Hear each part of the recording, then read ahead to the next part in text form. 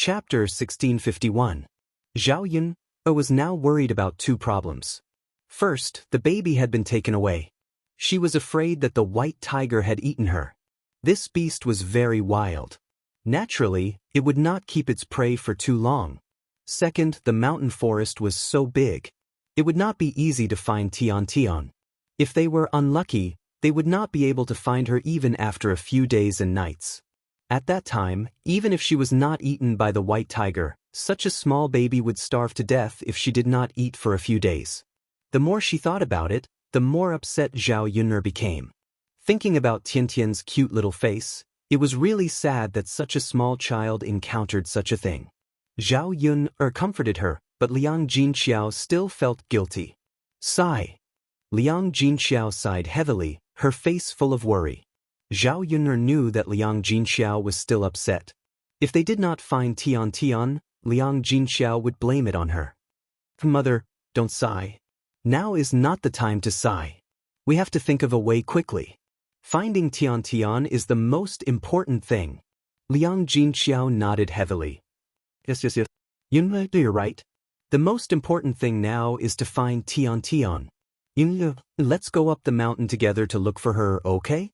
Zhao Yun'er thought that Liang Jinxiao was probably confused by her anxiety. She actually wanted to go up the mountain personally. It was dangerous on the mountain, especially when they went deeper. The periphery was fine, but the deeper they went, the more beasts they would encounter. Who knew if they would encounter danger?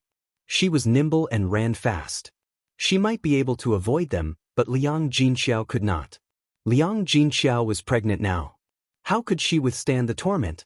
Zhao Yun'er then said to Liang Jinxiao, Mother, just stay at home and take good care of Daodu. Mu Lianfeng and I will go up the mountain to look for him. But I'm worried. I can't sit still at home. Liang Jinxiao said with a frown. Zhao Yun'er sighed softly. Mother, you won't be of much help even if you go up. If anything happens, Mu Lianfeng and I will still have to take care of you. The meaning of Zhao Yun'er's words was self-evident, that Liang Jinxiao was a burden to her. Liang Jinxiao lowered his head. After a moment of silence, he finally nodded in agreement. All right, Yun'er, go ahead. Do you want your father and the others to go as well? The more the merrier. Zhao Yun'er shook her head. Mother, there's no need. It's too dangerous on the mountain. Father doesn't need to come with us. All right then. Then be careful. Got it, Mother. Zhao Yun'er and Mu Lianfeng hurriedly packed up and brought along some self-defense tools. The two of them then headed up the mountain. Just as they reached the foot of the mountain, they saw Little Black limping down the mountain. Little Black had suffered such a serious injury last time and hadn't recovered yet. It seemed that he was injured again this time. Zhao Yun'er looked at Little Black with a trace of heartache in her eyes. Little Black, how are you? Are you all right? Zhao Yun'er asked gently. Woof woof woof, Little Black barked a few times at Zhao Yun'er. Zhao Yun'er saw how anxious Little Black was and knew that something was wrong. She asked, Little Black, what's wrong? Woof woof woof, Little Black barked again and hurriedly ran up the mountain. Zhao Yun'er seemed to have sensed something and hurriedly said, Mu Lianfeng, hurry up and follow Little Black. Little Black should know where Tian is. Chapter 1652. The two of them followed behind Little Hay and walked into the forest. After walking for about half an hour, Little Hay suddenly stopped. His black eyes turned and he licked Zhao Yun'er's fingers. Zhao Yun'er understood what Little Hay meant. Little Hay wanted to say that Tian and the white tiger were here. Zhao Yun'er squatted down and patted Little Hay's head. She said to Little Hay is awesome. You actually found us. I'll reward you with a drumstick later. Little Hay wagged his tail and continued to lick Zhao Yun'er's palm. Mu Lianfeng's brows became more serious. There was a cave in front of where the two of them were now. It should be the white tiger's nest. However, although they knew that Tian was here, the two of them did not dare to act rashly. The white tiger was too dangerous. The two of them were not able to deal with it at all. The first time Mu Lianfeng killed a tiger, it was because that tiger was not as powerful as this white tiger. Under special circumstances, he was lucky enough to kill it. But against this white tiger, Mu Lianfeng did not have much confidence. Mu Lianfeng had already suffered under the white tiger's claws last time. This time, no matter what, he could not act rashly. Otherwise, not only would he not be able to save Tian Tian, he would also lose his life. Zhao Yun's brows knitted together. She did not know what to do. Could it be that they had to wait here for an opportunity? Zhao Yun looked at Mu Lianfeng, wondering if Mu Lianfeng had a way to save Tian Tian. Let's not act rashly. Right now, we are in the tiger's mouth. Who knows if there are other tigers inside? If there is more than one white tiger, then we will be in trouble. Zhao Yun felt that Mu Lianfeng's words were very reasonable. Who knew how many tigers were in this tiger's nest? If they were unlucky and met a few more, then she and Mu Lianfeng would become the white tiger's prey. Right now, they could only use their wits. They could not act rashly and lose 2 lives for nothing. Okay, let's go to the tree and wait first, Zhao Yun said.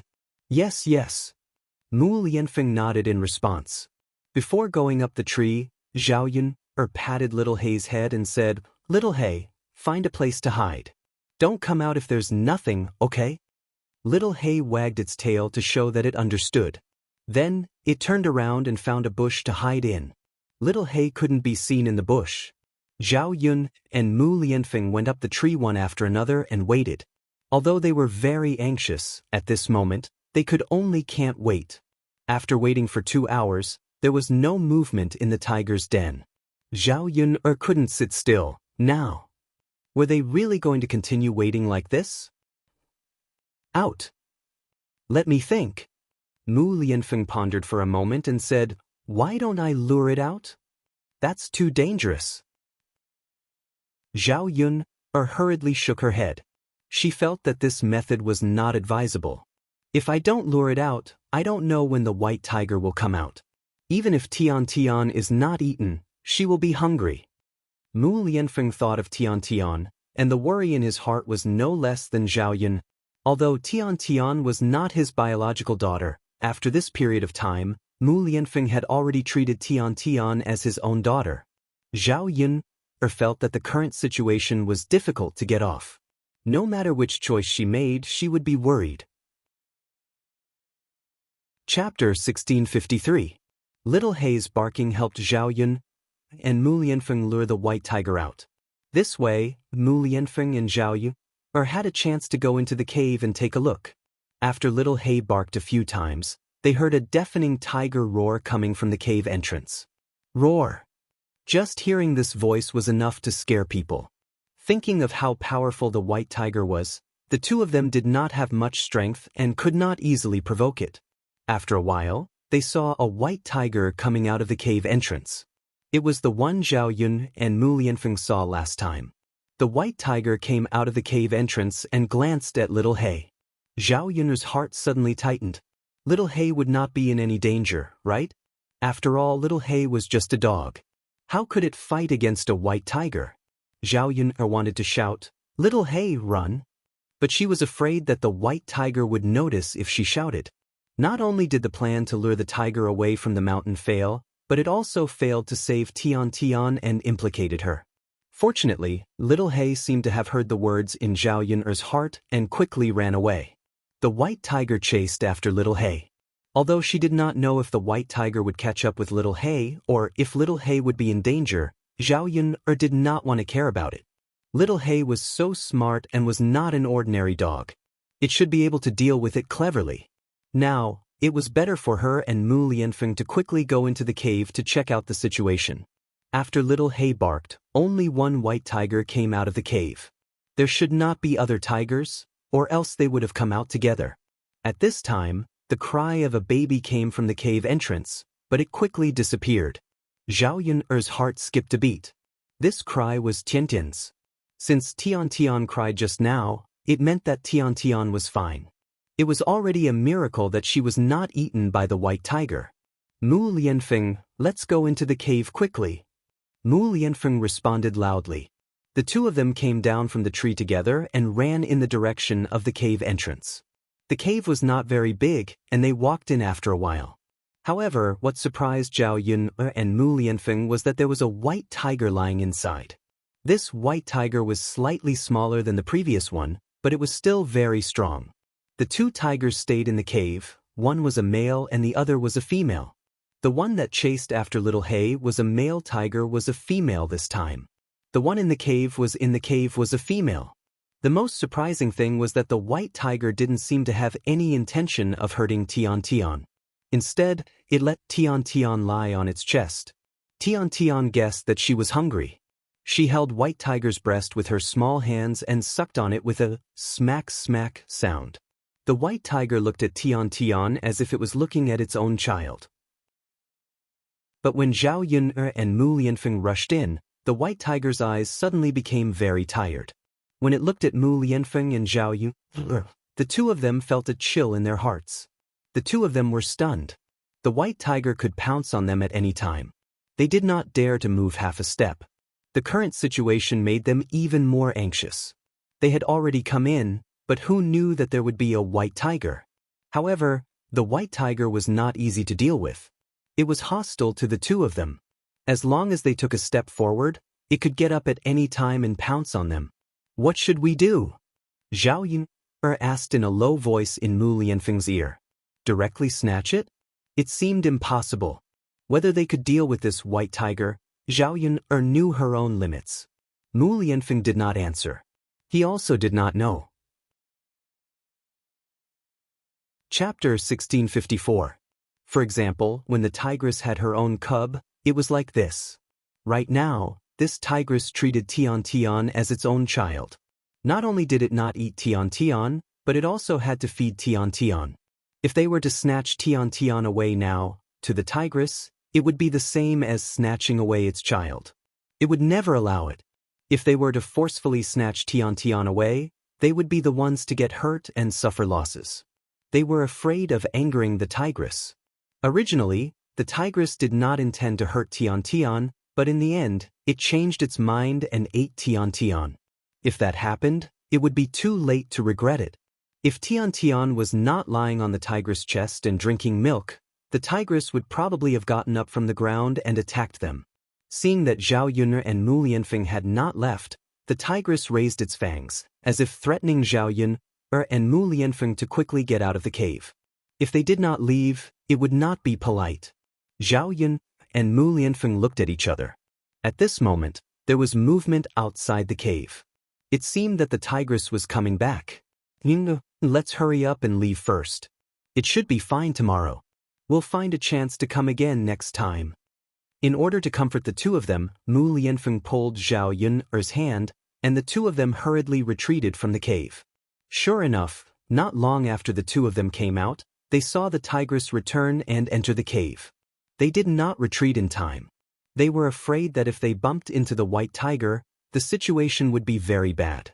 The plan to lure the tiger away from the mountain can be used once, but it won't work a second time. Although it's a tiger and not a human, it's not too stupid. It's completely useless for us to waste time here now. Then what should we do? Tian Tian, are we not going to save her? Mu Lianfeng sighed and said, I want to save her too, but it's not something that can be done just because I want to. This white tiger has gone back. How can we deal with two tigers? Why don't we go back now and think of a way? Tian Tian won't be in any danger at this time. That tiger should treat Tian Tian as its own child. Zhao Yun thought for a while and had no choice but to follow Mu Lianfeng's arrangement. There were only two of them. They were too weak to save Tian Tian. It was better to go back and think of a way. Alright then, let's go back. Yes. The two of them quietly walked around the entrance of the cave and headed down the mountain. Not long after, they bumped into Little Black. Just now, after Little Black lured the white tiger away, it hurriedly hid, so it was not caught by the white tiger. If it wasn't for the fact that there was another tigress in the cave, Tian Tian would have already been rescued. However, because Little Hay had been running too vigorously and his previous wound had not healed, his leg was injured and his wound was torn a little. Seeing Little Hay like this, Zhao Yun felt very distressed. She quickly carried Little Hay up and didn't let Little Hay continue to walk. When he returned, he still had to treat Little Black's wounds and bandage it with herbs. He didn't want Little Black to jump around for the next few days. He had to recuperate properly, otherwise, Little Black would be in danger. Sometimes, an animal's life was much more fragile than a human's. After it was injured, it had to be taken good care of. Let me carry him. Mu Lianfeng reached out and took Little Hay from Zhao Yun'er's hands. Now that Little Hay had grown up a little, it weighed more than 10 to 20 caddies. It was indeed very heavy in her hands. After Mu Lianfeng took it, Zhao Yun'er's hands suddenly became lighter. The two of them continued to walk down the mountain. The two of them walked tiredly for half an hour and finally walked down the mountain and returned to the village. Chapter 1655. Heir presumptive, why are you back so soon? How did it go? Did you find Tian? Is she all right? Liang Jinxiao asked anxiously. Zhao Yun'er and Mu Lianfeng both frowned. Seeing that the two of them did not return with the child, Liang Jinxiao thought that Tian had been eaten by the white tiger. He immediately burst into tears, and tears flowed out uncontrollably.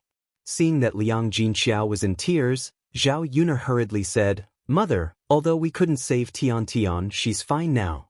Liang Jinxiao did not understand Zhao Yun'er's words. How could she be fine if they couldn't save her? The tiger was very ferocious. Wouldn't it eat Tian?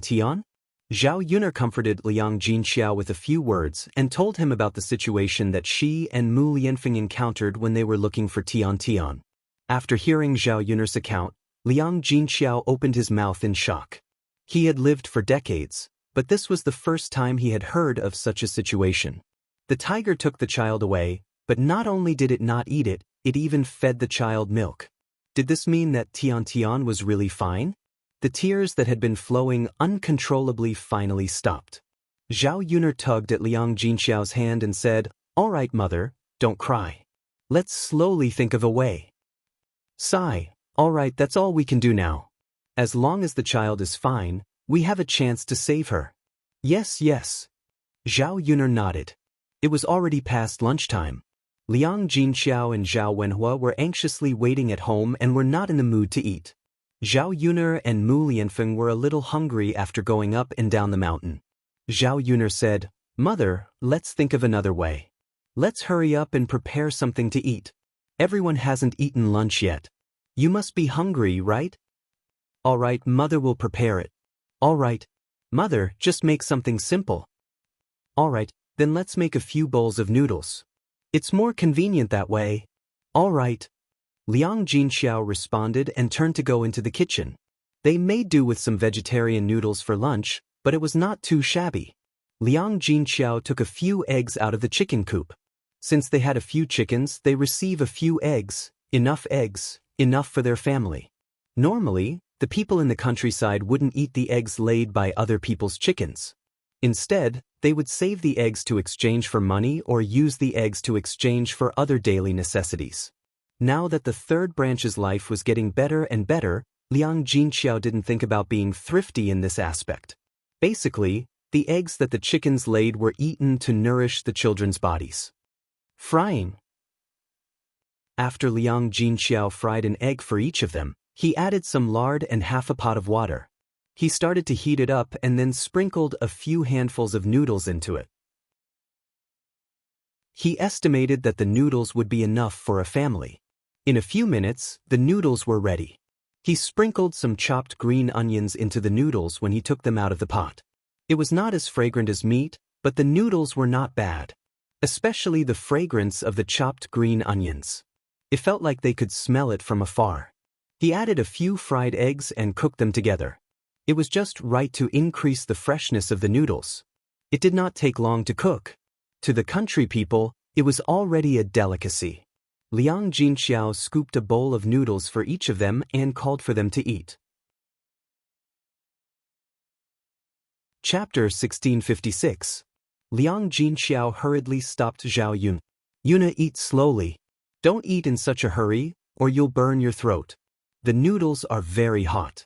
You should blow on the noodles to cool them down before eating." Zhao Yun'er nodded in embarrassment. She was too impatient, like a child. People had to feel comfortable when they were full. Otherwise, it would be too uncomfortable when they were hungry. Mu Lianfeng held the noodles in his hands and stood in the courtyard. slowly eating them. The strong fragrance of the noodles spread throughout old Zhao's courtyard. Feng Xianxia smelled the fragrance of the noodles and walked out of the house. Because she was thinking about Zhao Yun'er's family's banquet at noon, Feng Xianxia did not prepare lunch. Who knew that the white tiger would take Tian away? Feng Xianxia was afraid that Zhao Yun'er would come back from the mountain after a while, so she had been waiting. If Zhao Yun'er came back, she would be able to eat. If she waited and Zhao Yun'er prepared a banquet, she would not be able to eat the food from Zhao Yun'er's family after she was full. Unfortunately, she waited for more than 3 hours. It was already 1 or 2 o'clock in the afternoon. It was past mealtime, and her stomach could not bear it. Yun'er, a third sister-in-law, why are you eating? Feng Xianxia frowned slightly, and her tone was somewhat questioning and dissatisfied. Liang Jinxiao looked up at Feng Xianxia in confusion and replied, "Sister-in-law, what's wrong? Can't we eat? It's already past noon, and no one has eaten. So we just made some noodles to fill our stomachs?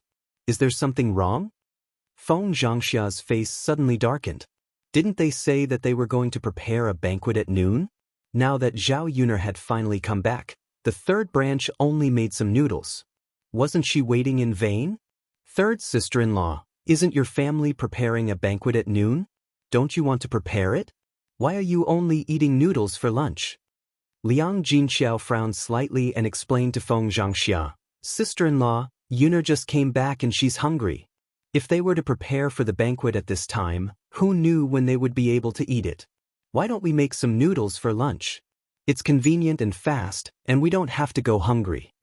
The corners of Feng Xianxia's mouth twitched a few times, and her face was extremely ugly. Usually, the banquet was prepared at noon. Now that the third branch had not prepared anything, could it be that they were not going to prepare for the banquet? Then wouldn't she have lost a good meal for nothing?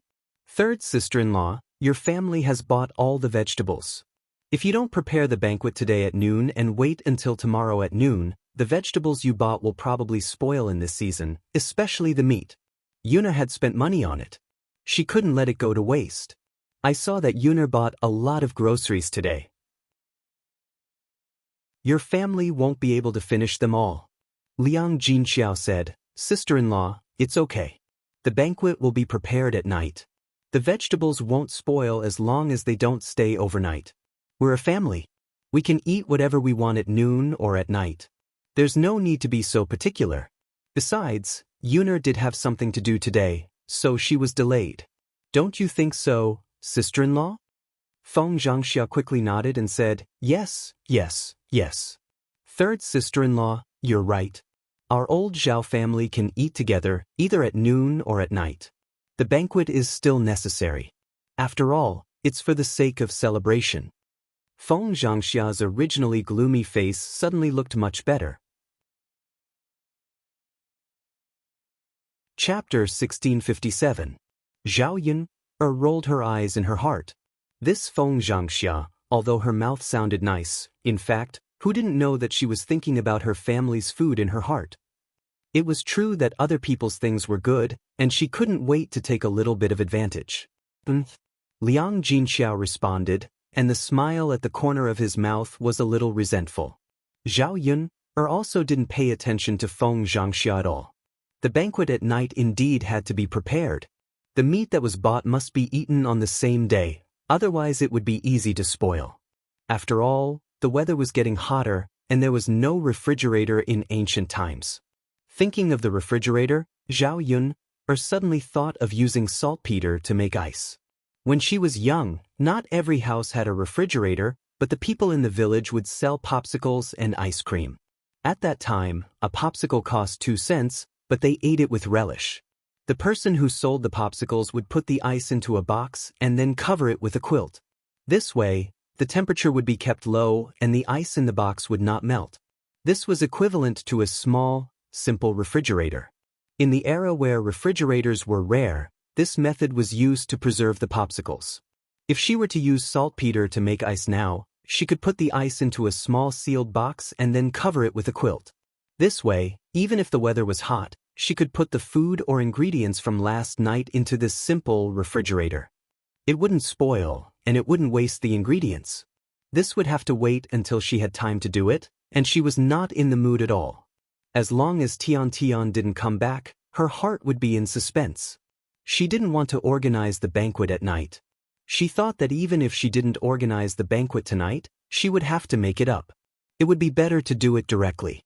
After all, the ingredients were already bought. After a while, the noodles in Zhao Yun's bowl were not so hot, and she swallowed the noodles in big mouthfuls.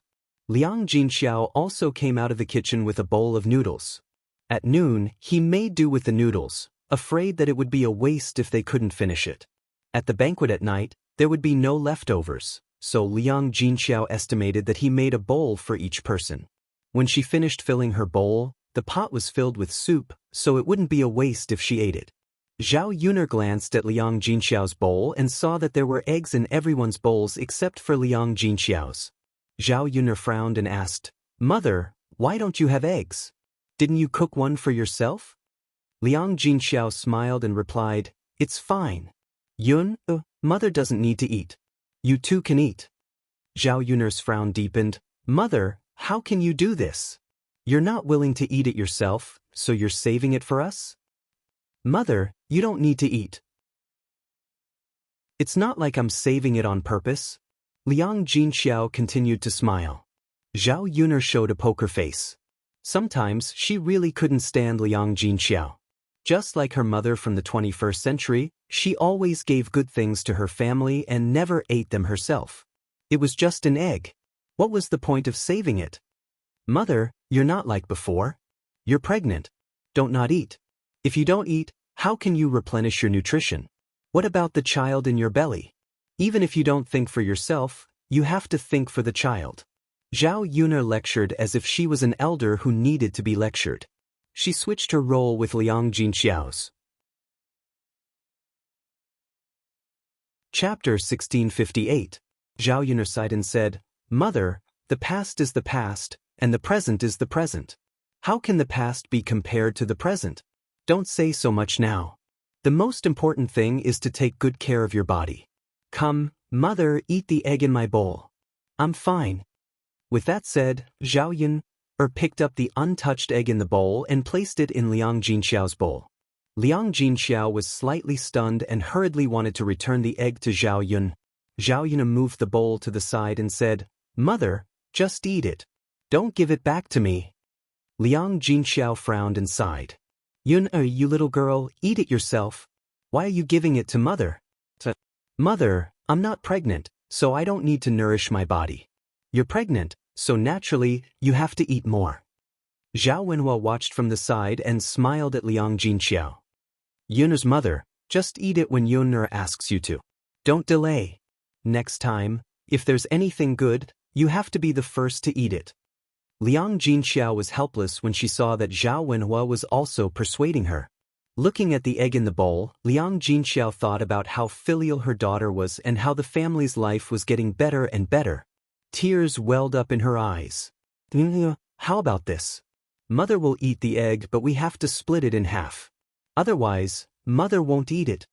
Liang Jinxiao picked up the egg and split it in half. Zhao Yun'er looked at Liang Jinxiao's stubborn expression and had no choice but to say, "Okay. Mother, I'll eat half and you eat the other half. This should be fine, right?" But Liang Jinxiao smiled and put half of the egg in Zhao Yun'er's bowl, but she picked the bigger half. Zhao Yun'er felt a little helpless. Perhaps this was how parents treated their children. They always want to leave the best for their children. This was Liang Jinxiao's nature, so she definitely could not make her change anything at the moment. He saw that Zhao Yun'er's family was enjoying the noodles because there was enough oil in the noodles. Unlike them, they only added some water and didn't add any sesame oil. The entire courtyard was filled with the fragrance of noodles. That fragrance went straight into her nostrils, and Feng Xianxia's stomach became even hungrier. Feng Xianxia swallowed a few mouthfuls of saliva. "Third sister-in-law, I didn't eat at noon. Do you still have noodles in your pot? Make some for me." Liang Jinxiao looked at Feng Xianxia, frowned, and said apologetically, "No, sister-in-law, I only cooked one bowl of soup. I didn't cook that much." Feng Xianxia pursed her lips and said, "All right then. Third sister-in-law, why didn't you cook more noodles? I'm afraid I can't finish it. Feng Xianxia swallowed her saliva and didn't continue speaking. Zhao Yun saw Feng Xianxia's eager look. She guessed that Feng Xianxia was thinking about her family's noodles. She was glad that Liang Jinxiao didn't cook so much. Otherwise, Feng Xianxia would mention it. With Liang Jinxiao's temperament, she would definitely give it to Feng Xianxia. Zhao Yun'er was full and was about to leave when she saw 3 figures walking over from afar. These 3 people were old Zhao's second son.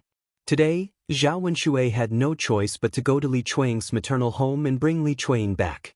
He stayed at Li Chuang's maternal home for lunch, so he came back at this time. Zhao Yun'er was a little disappointed when she saw that Li Chuang actually agreed to come back with Zhao Wenshui. If she came back to live with a scumbag like Zhao Wenshui, it meant that she would have to suffer in the future. Chapter 1659. Not only in ancient times, but also in the 21st century. Under normal circumstances, women's contributions were not valued, and men took it for granted. But why did women have to contribute to their families? Because of their responsibilities to their families and children, women could not be cruel. Most of the time, they could only bear with it when they were wronged. In a marriage, they were always the one who was hurt. Sometimes, letting go could save oneself. It all depended on whether the woman could give up her children and whether she could be cruel enough. Li Chuang chose to come back this time, just as Zhao Yun'er thought. If it were for herself, she would not live with Zhao Wenshui anymore, but for her daughter's marriage she had to come back. She could not be absent when her daughter was getting married, right? Today, Zhao Jin accompanied Zhao Wenshui to pick up the bride. She cried in front of her and said that it was not easy for her these days. Li Chuang let it go, so she agreed to come back with Zhao Wenhua. However, Zhao Wenhua did not gain anything from going to Li Chuang's family this time. Zhao Yun found that Zhao Wenshui's face and eyes were bruised when he came back. He looked very miserable. Zhao Wenshui lowered his head, afraid that others would see the wound on his forehead. After all, it was a shameful thing. As a man, he was beaten and could not erase his face, so he was afraid of being ridiculed. The reason why Zhao Wenshui's face was so badly injured was that he went to Li Chuang's family. Li Chuang's family felt that their daughter was bullied by him, so they taught him a lesson. The wound was caused by Li Chuang's 2 older brothers. Although he was a man, how could he deal with Li Chuang's 2 older brothers alone? He could only be beaten. In addition, the purpose of his visit today was to pick up Li Chuang to go back to his hometown. If he resisted, would she still go with him? Obviously not. Therefore, even if he was wronged, he had to grit his teeth and bear it. But he didn't expect Li Chuang's 2 brothers to be so ruthless.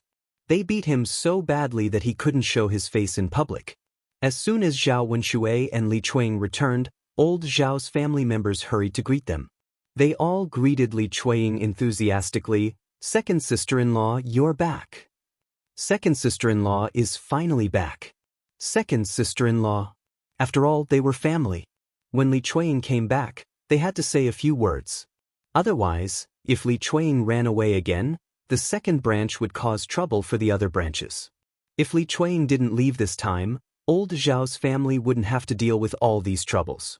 Li Chuang suddenly felt a little uncomfortable in the face of these people's enthusiasm. In fact, she was bitterly disappointed in Zhao Wenshui and old Zhao's family members. But she didn't expect them to treat her like this. It was really a little surprising.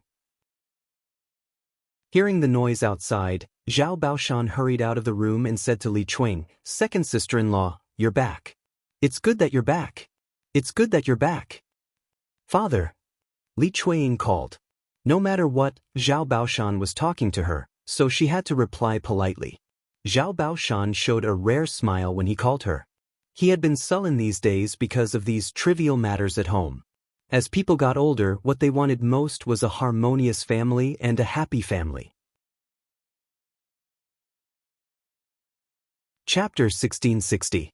Now that Li Chuang was back, Zhao Baoshan's mood improved a little. It meant that the family could get along harmoniously again. Baoshan, you have to be careful. Don't bully your wife. If I find out, I'll break your legs. Zhao Baoshan warned him sternly. Zhao Wenshui pursed his lips and replied in a low voice with grievance, "Got it, Dad." The brothers around him also persuaded Zhao Wenshui, "Yes, second brother, father is right. Second sister-in-law must be sincere to live with you since she came back to live with you. You have to treat second sister-in-law well. Brother Baoshan, if you bully second sister-in-law again and she runs away, you'll be the one suffering. You should know how difficult it is to live alone during this period of time when second sister-in-law is not around, so you have to treat second sister-in-law well." Brother Baoshan. For a moment, old Zhao's brothers and sisters-in-law all spoke up for Li Chuang and criticized Zhao Wenshui. Zhao Wenshui was a little impatient. He had treated Li Chuang badly before, but they shouldn't criticize him like this, right? If it weren't for Zhao Baoshan's presence, Zhao Wenshui wanted to retort. However, he was afraid that Zhao Baoshan would punch him, so he could only swallow his words. Old Zhao's family chatted for a while before Hu Chunhua came out of the room. "Old lady, second sister-in-law is back." "Yes, Mom, second sister-in-law is back." After hearing their words, Hu Chunhua just glanced at Li Chuang indifferently and said, "You finally know to come back." Li Chuang's face immediately darkened when he heard Hu Chunhua's words. He knew that Hu Chunhua was dissatisfied with him. The good atmosphere was ruined by Hu Chunhua's words. Zhao Baoshan glared at Hu Chunhua and reprimanded her. "Old woman, what are you saying? Second daughter-in-law has finally come back. If you don't have a good attitude, be careful that she doesn't leave in anger. When that time comes, I'll see who's going to take care of the second branch. They'll drag you down." Hu Chunhua became obedient after being scolded by Zhao Baoshan. Unlike the rest of old Zhao's family, Hu Chunhua was the first to notice the scar on Zhao Wenshui's face. Hu Chunhua quickly asked, "Second brother, what happened to your face? How did you get hurt like this?" Everyone finally noticed the scar on Zhao Wenshui's face when Hu Chunhua said this. "Yeah, second brother, what happened to your face?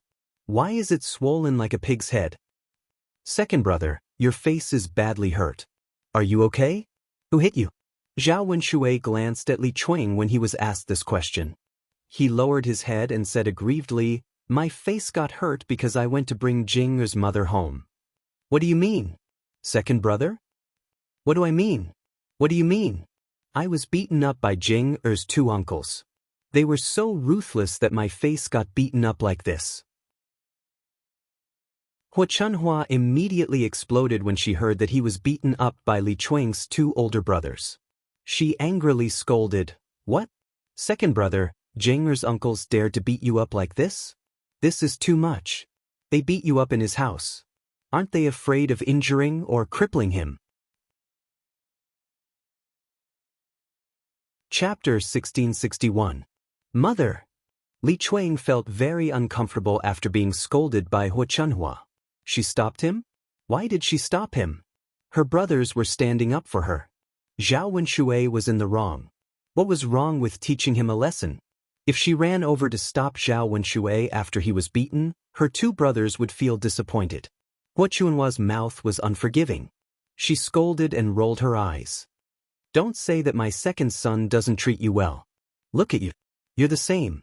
You don't care about your own man. Who do you expect to care about him for you?" Seeing the injury on Zhao Wenshui's face, Hu Chunhua, as his mother, felt very uncomfortable. No matter how bad her son was, she should be the one to teach him a lesson. It was not someone else's turn to teach him a lesson. Hearing Hu Chunhua's defense, Zhao Wenshui felt a lot better. The people in old Zhao's family all defended Li Chuang and scolded him. His mother loved him the most. Sometimes when a man treats you badly, you have to think about whether it's your own problem. How can a man treat a woman who doesn't care about her own man and doesn't care about him? Li Chuang saw that Hu Chunhua was getting more and more insatiable. He wanted to refute, but Zhao Baoshan scolded him in advance. Zhao Baoshan's face was cold as he scolded Hu Chunhua. "You only know how to protect your own son. Don't you know why your second son was beaten? You know what kind of bastard he did. Let's not talk about how he treated Jing's mother and made her leave. Let's talk about what happened between him and Widow Qian. If your daughter was bullied like this and your son-in-law came back, would you beat him up? I think your second son should be taught a lesson like this.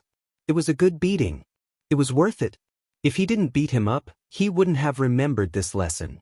After Zhao Baoshan taught her a lesson, Hu Chunhua's arrogance was reduced by a lot. She could be arrogant in front of her wife, but she was afraid when Zhao Baoshan scolded her. How could she not understand the logic of Zhao Baoshan's words? But which mother would not protect her son and protect her daughter-in-law? Her heart ached when she saw Zhao Wenshui being hit so hard on the face. Mother, don't scold second sister-in-law. You can't blame second sister-in-law for this. Zhao Wenhua chimed in. Not only did he think that Zhao Wenshui deserved the beating this time, but he was also afraid that Hu Chunhua would drive Li Chuang away again. Since that was the case, what was the point of having Zhao Wenhua go to Li Chuang's maternal home to bring Li Chuang back? He even got beaten up for nothing. Except for Hu Chunhua, the other members of old Zhao's family were more reasonable. After they took turns to scold Hu Chunhua, she was discouraged. Hey, I won't say anymore. It's my fault. It's all my fault, okay? Hu Chunhua snorted softly, turned around, and went back into the house. Zhao Baoshan looked at Hu Chunhua's back as she left. His eyebrows twitched.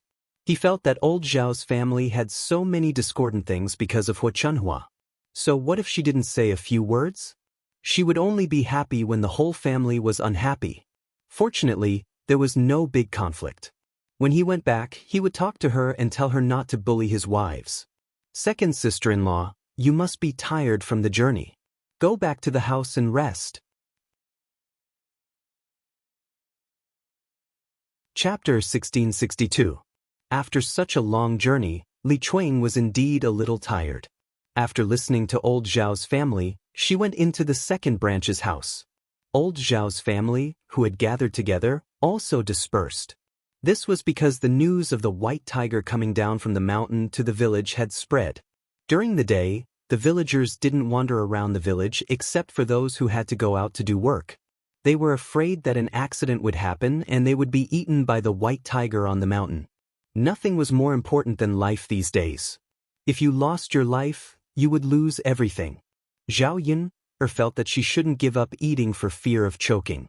The villagers didn't dare to go out because they were afraid of the white tiger. She didn't think there was anything to be afraid of. If the white tiger really came down from the mountain, it would be easy to deal with it in the village. Not long after Zhao Yun went to the big house at the foot of the mountain, the furniture store sent the things over. There were several beds and cabinets, and it took 3 ox carts to bring them over. These pieces of furniture added together were extremely luxurious and shocking. Mulan's custom-made furniture was less than Zhao Yun's, so it only took 1 ox cart to send it over. Because there were many people in Zhao Yun's family, they had to prepare a few more beds. When Zhao Tianen married Mu Hin, they had to prepare a wedding house. In this wedding house, the bed, wardrobe, and other basic furniture had to be prepared. They couldn't let such a good girl like Mu Hin suffer after marrying over. When the ox carts came to the village and saw so many pieces of furniture, some villagers who were bold and liked to join in the fun came out to watch. In broad daylight, with a few people together, even if the white tiger came over, there shouldn't be any big danger. One by one, they went to Zhao Yun's new house to join in the fun. However, compared to before, there were much fewer people joining in the fun. Zhao Yun's family had built a big house, and now they bought so many pieces of furniture. How much money did they spend? Originally, everyone in the village was about the same. Their lives were also ordinary. They were not rich and powerful. Now, only Zhao Yun's family had become an exception. How grand would it be to live in a big house with such furniture? It was almost the same as the big families in town. It would be a lie to say that they weren't jealous. What people hated the most was to see someone who was about the same as you suddenly become rich one day. The contrast in their hearts would cause them to feel a huge gap in their hearts. Naturally, they would feel unhappy. Oh my, old Zhao's third branch is really rich. They must have spent a lot of money to buy so much furniture, right? That's right. With so much furniture, how could they not spend money? I don't think you can buy these things without at least 3 or 4 taels of silver. I say, since old Zhao's third branch is so rich, Why don't they buy a house in town instead of spending so much money to build a house? He's not the same as us, so he shouldn't stay in the village. You don't know, but it's not cheap to buy a house in town. Their family is rich in the village, but it's not necessarily the case in town. How can they have a sense of superiority in front of us? They're deliberately showing it to us so that we can be envious and jealous. However, there's no other way. I have to admit that old Zhao's third branch's life is getting better and better. They're much better than us. Oh, that's right. They're different from us. We can't climb up to such a neighbor. Yes, we can't. They're rich now and we're poor. Chapter 1663. These villagers' words were more sour than the other. To put it bluntly, they were jealous and couldn't bear to see others doing well. Zhao Yun'er's family's conditions suddenly improved so much that they hated her. Zhao Yun heard the words of the surrounding villagers, but did not pay attention to these people. Others could say whatever they wanted. That was their business and she couldn't care less. Her family's life was good and others couldn't take advantage of it. They could only watch. Several ox carts stopped in front of Zhao Yun'er's house. At this time, they were delivering furniture to him. The coachman's forehead was full of sweat. Zhao Yun just prepared a pot of tea, so he let the coachman rest for a while and drink a cup of water. The cart drivers didn't expect Zhao Yun to be so polite. They took the tea and drank it with a smile. Usually, they didn't drink tea. They only drank ordinary water. The first time they tasted it, they felt that it was exceptionally delicious. When they drank the tea, they felt that it was slightly bitter at first. Later, they felt that it was sweet and had a special taste. Moreover, it could quench their thirst. After drinking a cup of tea, the heat dissipated and their entire body felt much more comfortable. In order to support their families and earn more money, they couldn't wait to make a few more trips a day. Every time they made a trip, they would settle the bill. Even under the hot sun, it was no exception. At this time, people were about to get a heat stroke. For the sake of money, they still took the ox cart. Usually, after they made a trip to deliver the goods, the owner wouldn't be so polite to them. Zhao Yun was one of the few. Uncles, please sit down and cool down. I've taken up a bit of your time. I'll find someone to help move it down. Seeing that Zhao Yun was so polite, the cart driver smiled and said, there's no need to find someone. We'll help move it. Zhao Yun was a little embarrassed. Won't this be too troublesome for you uncles? These things are quite heavy. It's a bit tiring to move them. You're already tired enough to come all the way here under the hot sun to deliver the goods. The cart drivers waved their hands and said, it's okay. Now that I've drunk a cup of tea, I feel much better. With the few of us together, it should be very fast to move it. Then we won't have to go through the trouble of finding him. Zhao Yun saw that the coachmen were honest people and their attitudes were sincere. Although she was a little embarrassed, she nodded in agreement and said, then I'll have to trouble you, uncles. In addition to her, there was also Mu Lianfeng and 3 coachmen who delivered the furniture. In less than 20 minutes, the furniture was brought back and placed in the room. After confirming that they were safe, the coachman left. Zhao Yun looked at the originally empty house. Because of the furniture, it suddenly became more full. However, she still had to buy some other things when she got back and tidy up the house. It definitely wouldn't be worse than the house of a rich family. Now that all the furniture had been prepared, the third branch of the family could arrange to move into the new house. I'll pack up when I get back. I'll be staying in a new house tonight. When the surrounding villagers saw this, they couldn't do anything other than envy and jealousy. Who didn't want to live in a big house? However, they didn't have the money. Zhao Yun'er's family would probably need dozens of taels to settle this. How many families in the village could take out so much money? Chapter 1664. Zhao Yun really hadn't thought about holding a banquet. After all, holding a banquet wasn't a simple matter. It was rather troublesome. It seemed that there was such a custom in the village. Basically, when a new house was built, the people living in the new house would hold a banquet. I'll ask my mother about this later.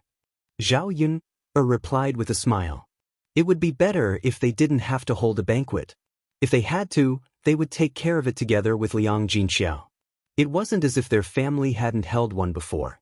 The old lady nodded and said, "That's good. If you want to hold a banquet, let me know. However, for the sake of celebration, girl, your family definitely has to hold a banquet. It's just for the sake of liveliness." Zhao Yun smiled and agreed. The people in the village had eaten at Zhao Yun's banquet last time. They knew that Zhao Yun's family had prepared a lot of meat dishes that tasted very good. They would spend a few copper coins to join in the fun and freeload a meal. On the contrary, they profited. After giving the third branch's gift money, this favor would still be there. When their family held a banquet, the third branch would naturally have to return the gift money. Got it. Today is a good day for your family. Granny is also happy to see it. Seeing the smile on the old lady's face, Zhao Yun's heart warmed. Not everyone in this village was so bad. Some of them had good hearts. She didn't need to pay attention to some people. It was fine to interact with people with good characters. After arranging the furniture in the house, Zhao Yun went to call Liang Jinxiao and Zhao Wenhua so that they could prepare to move out of old Zhao's house. She went with Bei Ming to the small rundown house that she had lived in for a few months to pack up her things. There weren't many things in the small rundown house. Other than a few quilts, there were only a few pieces of her clothes. Very quickly, after 2 or 3 rounds of moving, everything was moved to the new house. As for the third branch, Zhao Wenhua, Zhao Tianan, and Liang Jinxiao were there. There was more than enough manpower. The people from the first branch, the fourth branch, and Li Chuiying helped out a little. In a short while, the third branch's room was emptied. The first branch was not a good person. They took the initiative to offer help. Feng Xianxia thought that if the third branch emptied the room, they would be able to make a wedding room for Tianhu. Naturally, she would be more attentive at this time. What if the third branch did not give the room to the first branch but gave it to the other 2 branches? As for the fourth branch, they had always been on good terms with the third branch. Zhao Wentao and Qian Hongzhao were both good people. They were usually happy to help, so they helped to move things together. Li Chuiying remembered that when she fell into the latrine pit, it was Liang Jinxiao who did not mind her and pulled her up. At this moment, he finally found a chance to repay his kindness. Seeing that the third branch had moved out of old Zhao's house, the first branch was happy that the third branch had moved out of the room. The fourth branch was happy that the third branch could live in the big house. Only Hua Chunhua stood in the courtyard, pouting. Her expression was uncertain. Zhao Baoshan caught a glimpse of Hua Chunhua's sullen face and asked in confusion, "Old woman, what's with your reaction? It's a happy event for the third branch to move into the new house. You're making it look like a funeral. How unlucky." Hua Chunhua glared at Zhao Baoshan and said, "What am I happy about? What's there to be happy about? The third branch is moving into the new house, but they won't take me with them." The corner of Zhao Baoshan's mouth twitched. "I was wondering why you were unhappy. So it's because of this." "I'm right. I raised a son for nothing. He's living a good life without his mother."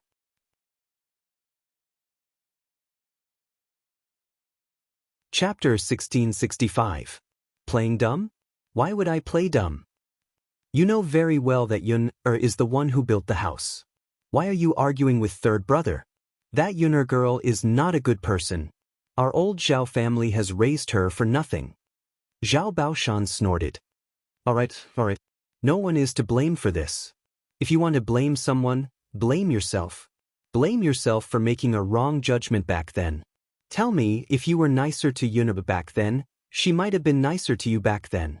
If you don't move in now, then you deserve it. You old man, how can you say that?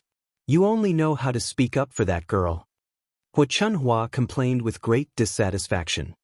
I'm not speaking up for anyone. I'm just speaking the truth. If you're nice to others, they'll be nice to you. As a grandmother, don't use your seniority to oppress others. Don't flaunt your seniority. Hua Chunhua realized that she couldn't win against Zhao Baoshan in an argument. What kind of magic potion did the third branch feed her old man? He was always speaking up for them. Seeing the third branch moving in and out of the house, Hua Chunhua felt even more uneasy. She also had to build a new house. She couldn't live worse than the third branch so that Zhao Yun could be proud. By the time Zhao Yun finished moving in and arranging everything, it was already 4 or 5 o'clock in the afternoon. Seeing that the sun had dimmed a lot, it seemed that it was time to prepare dinner. Zhao Yun had already bought the ingredients in the morning and moved them to the new house. She just needed to prepare some dishes and cook them. With Liang Jinxiao around, the two of them got busy very quickly. Qian Zhuzhao enthusiastically helped to wash and pick the vegetables, while Zhao Yi was in charge of cooking. Mu Lianfeng saw that Zhao Yun had bought a fish back. It weighed about 2 to 3 caddies and could be cooked several big bowls. Zhao Yun wanted to eat braised fish, so she bought a big one. She just wanted to slice the fish and make some fish soup. When the whole family was eating together, old Zhao's family probably didn't care about the side dishes. They didn't usually eat meat dishes. What they rarely ate was meat. They bought 2 caddies of meat and braised it in a big bowl. They could even stir-fry some shredded meat with the side dishes. This kind of meal be served until the new year. Seeing that Mu Lianfeng was about to kill the fish with a knife, Qian Zhozha hurriedly stepped forward and stopped Mu Lianfeng. "Lord Heir, let me kill this fish. Please rest." Mu Lianfeng raised his head and glanced at Qian Zhozha. He smiled and said, "It's fine. I'll do it. Let me do it." Mu Lianfeng was a little puzzled. "It's really okay. I know how to do this. Yuner taught me. Fourth aunt, you don't have to help." However, Qian Zhui insisted, "Heir apparent, although this isn't a tiring task, the fishy smell on the fish is too strong." "You can't smell it. What if the fish's blood splashes onto your body while you're doing it? Your clothes look very expensive. You should pay more attention to them. I'm wearing coarse clothes. It's better for me to do it." As she spoke, Qian Zhuzhao went forward and took the knife from Mu Lianfeng's hand. Then, she squatted down and began to kill the fish. Mu Lianfeng smiled helplessly. It seemed that he couldn't work in his usual clothes. He had to prepare some tattered clothes. That way, no one would stop him from doing farm work the next time he wanted to do it. Mu Lianfeng lowered his head and glanced at Qian Zhuzhao killing the fish. He had to admit that Qian Zhuzhao was much more skilled than him. Chapter 1666. Now that Zhao Yuner's family had built a new house, the kitchen was bigger. Knowing that the few people in the family were gluttons and loved to eat, Zhao Yuner prepared some delicious food from time to time. It would be more convenient for them to cook in the future if the kitchen was bigger. Usually, she liked to cook some food for herself. Previously, when 2 people entered the kitchen, they couldn't turn around. This time, there were 3 people in the kitchen and it was still very spacious. There was a large table in the middle of the kitchen. There were bowls, chopsticks, and ingredients on it. There was also a chopping board for them to cut vegetables on. There were 2 windows in the kitchen. The lighting was very good and the ventilation was good. In this season, one was most afraid of stuffiness when working in the kitchen. In the previous small kitchen, people couldn't stand it after a while. Now, they didn't feel uncomfortable in the kitchen. Qian Red Date sighed as she helped to cut the vegetables. "A big house is good. It's more comfortable to cook in a big kitchen." Liang Jinxiao smiled and replied, "Yes, I think it's good too. I never thought that I would live in a house like this one day. It feels like a dream." Qian Red Date laughed even more happily. "Ha, a third sister-in-law, this is all because Yuner is good. If it weren't for Yuner, she wouldn't be able to live in a house like this." Liang Jinxiao nodded in response. There was a sense of pride between her eyebrows. The greatest blessing in her life was to give birth to such a daughter. She brought the family to live a good life after suffering. The 2 sisters-in-law chatted as they cut the vegetables. Soon they were ready. Zhao Yuner got the money for the stove and started to cook. After a while, a strong fragrance wafted out of the kitchen, especially the smell of meat. They couldn't help but swallow their saliva. They couldn't wait to eat it immediately.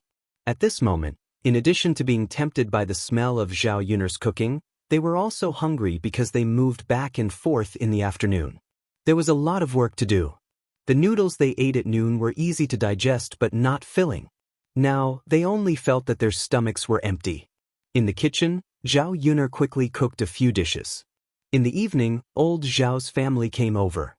Zhao Yun knew old Zhao's family's fighting ability, so she prepared more food. She was afraid that those people wouldn't have enough to eat and the third branch wouldn't have enough to eat. In addition to the fresh vegetables, Zhao Yun stir-fried a plate of fresh meat with garlic moss and added a few pieces of green pepper. The aroma of the fresh meat made people drool even more.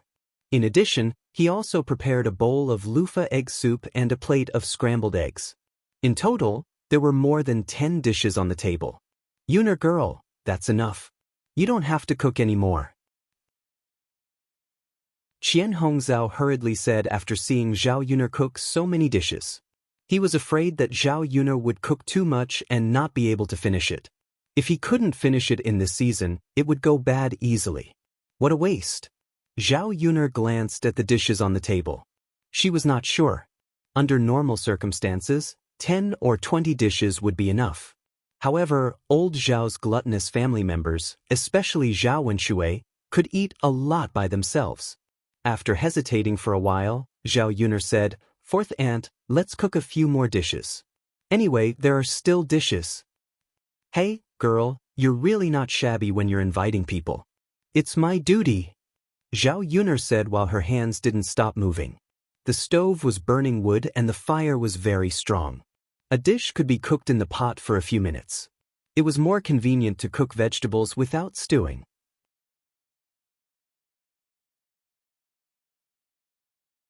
Chapter 1667.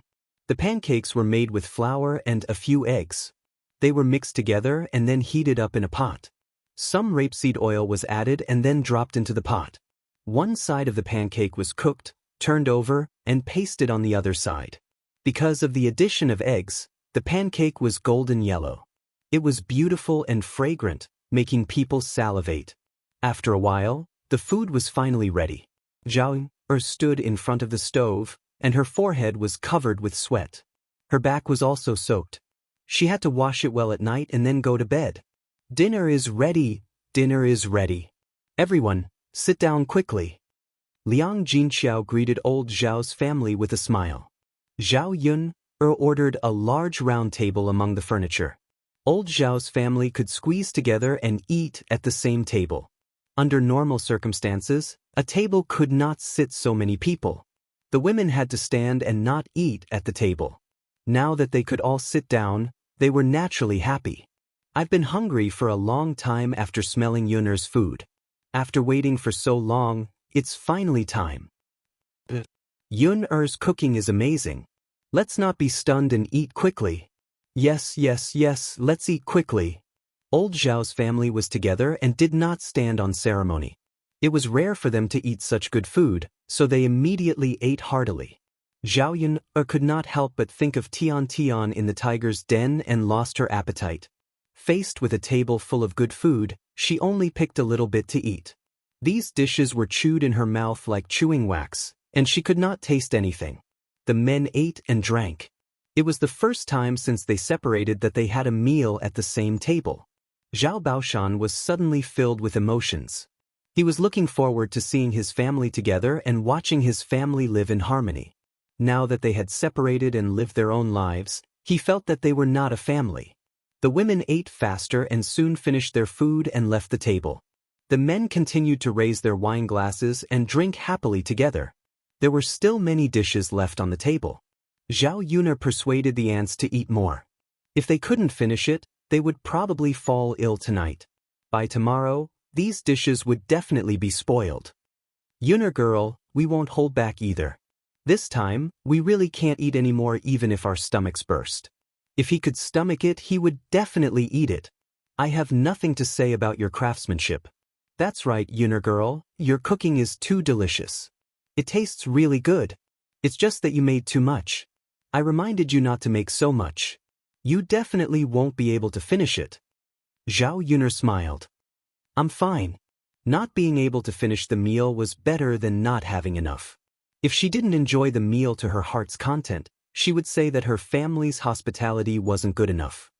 "Tell your uncles to stop eating and eat more." "Men have big appetites, so they might be able to finish it," Qian Zhozhi said. As she spoke, she told the men to drink less and eat more. However, the men all liked wine. They would rather eat less than drink more.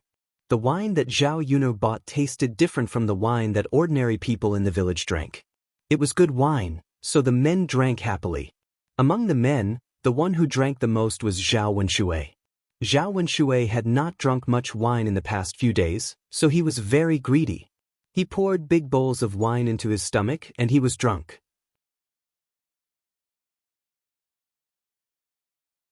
Chapter 1668. After being reprimanded by Zhao Baoshan, Zhao Wenshui lowered his head in fright and muttered, "Dad, isn't it a joyous occasion for third younger brother's family today? I was so happy that I drank a little more." Zhao Baoshan snorted softly. How could his own son not know what kind of person he was? His mouth was more eloquent than anyone else, but in reality, that was not the case. Zhao Wenhua smiled and said, "Dad, let second older brother drink a little more today. He doesn't usually have the chance to drink so much." Zhao Wenshui looked at Zhao Wenhua gratefully and nodded behind Zhao Wenhua. "Dad, that's right. Third younger brother is right." Zhao Baoshan rolled his eyes at Zhao Wenshui. "Right my ass. You gluttonous and lazy thing." Zhao Wenshui smiled embarrassedly and swallowed his saliva. He did not dare to look into Zhao Baoshan's eyes.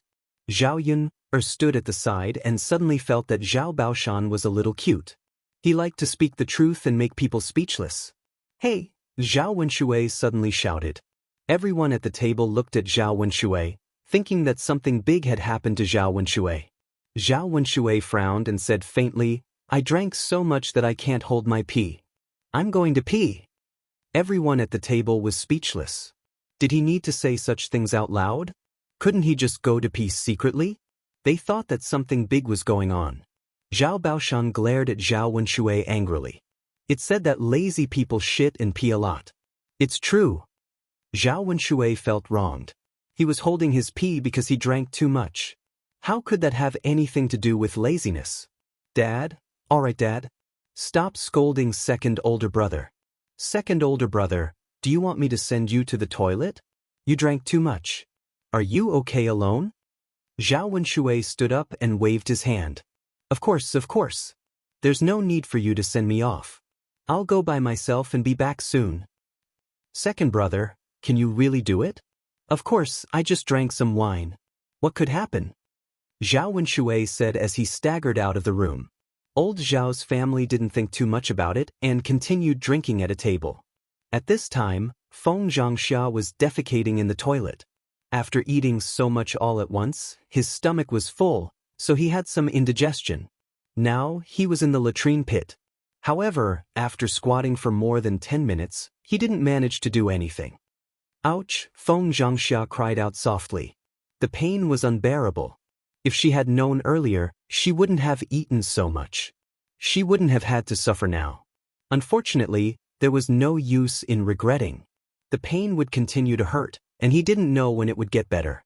Zhao Wenshui staggered to the latrine pit. When he opened the latrine door, he saw Feng Xianxia's big white butt. His eyes immediately widened. Feng Xianxia didn't seem to expect Zhao Wenshui to suddenly run over. She was shocked and hurriedly said to Zhao Wenshui, "Second younger brother, what are you doing? Why didn't you knock before coming in?" Feng Xianxia's tone was reproachful. Zhao Wenshui drank too much, so his drunken mind was a lot muddled. He tugged at the corner of his mouth and smiled at Feng Xianxia. "Sister-in-law, I didn't know you were inside, so I came in. I need to pee." Feng Xianxia tugged at the corner of her mouth. Her expression was a little ugly. She urged him in disgust. "Then hurry up and leave. You can come in when I'm done." Chapter 1669. Feng Xianxia couldn't help but complain, "Second brother, as a man, why do you have to pee in the latrine pit? Why don't you just find a bush and make do with it?" Zhao Wenshui said drunkenly, "How can I do that? How can I make do with this kind of thing? Why can't I do it? Second brother, hurry up and get out. What if others see it?"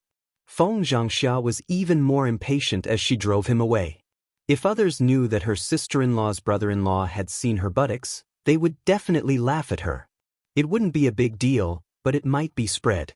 She was someone who cared about her reputation and didn't want to hear any bad rumors about her. Sister-in-law, your buttocks are so white, much whiter than my wife's. Zhao Wenshui's eyes were fixed on Feng Xianxia's buttocks. Feng Xianxia saw that Zhao Wenshui had no intention of leaving, and Zhao Wenshui's words. She was so scared that she quickly pulled up her pants. What are you talking about? Shameless. But. With that, Feng Xianxia spat on the ground. Even if her stomach hurt, she didn't want to stay in the latrine pit. At this time, the drunk Zhao Wenshui really made people feel that he was dangerous. However, when Feng Xianxia wanted to leave, Zhao Wenshui made it difficult for her to leave. Feng Xianxia was so scared that her heart suddenly tightened. She frowned and questioned Zhao Wenshui angrily. Second brother, what do you want to do? Zhao Wenshui burped, and his breath smelled of alcohol. Then he smiled at Feng Xianxia wretchedly and said, Sister-in-law, your buttocks are so white. Let me touch them. Let me see if they are white and smooth. After hearing Zhao Wenshui's words, Feng Xianxia was sure that Zhao Wenshui was really drunk and probably didn't know what he was talking about. How could a normal person say these things? He made it sound like a hooligan. Could Zhao Wenshui not tell who she was? She was his sister-in-law. Of all the people he could flirt with, he had to flirt with his sister-in-law. I say, second brother, have you drunk too much?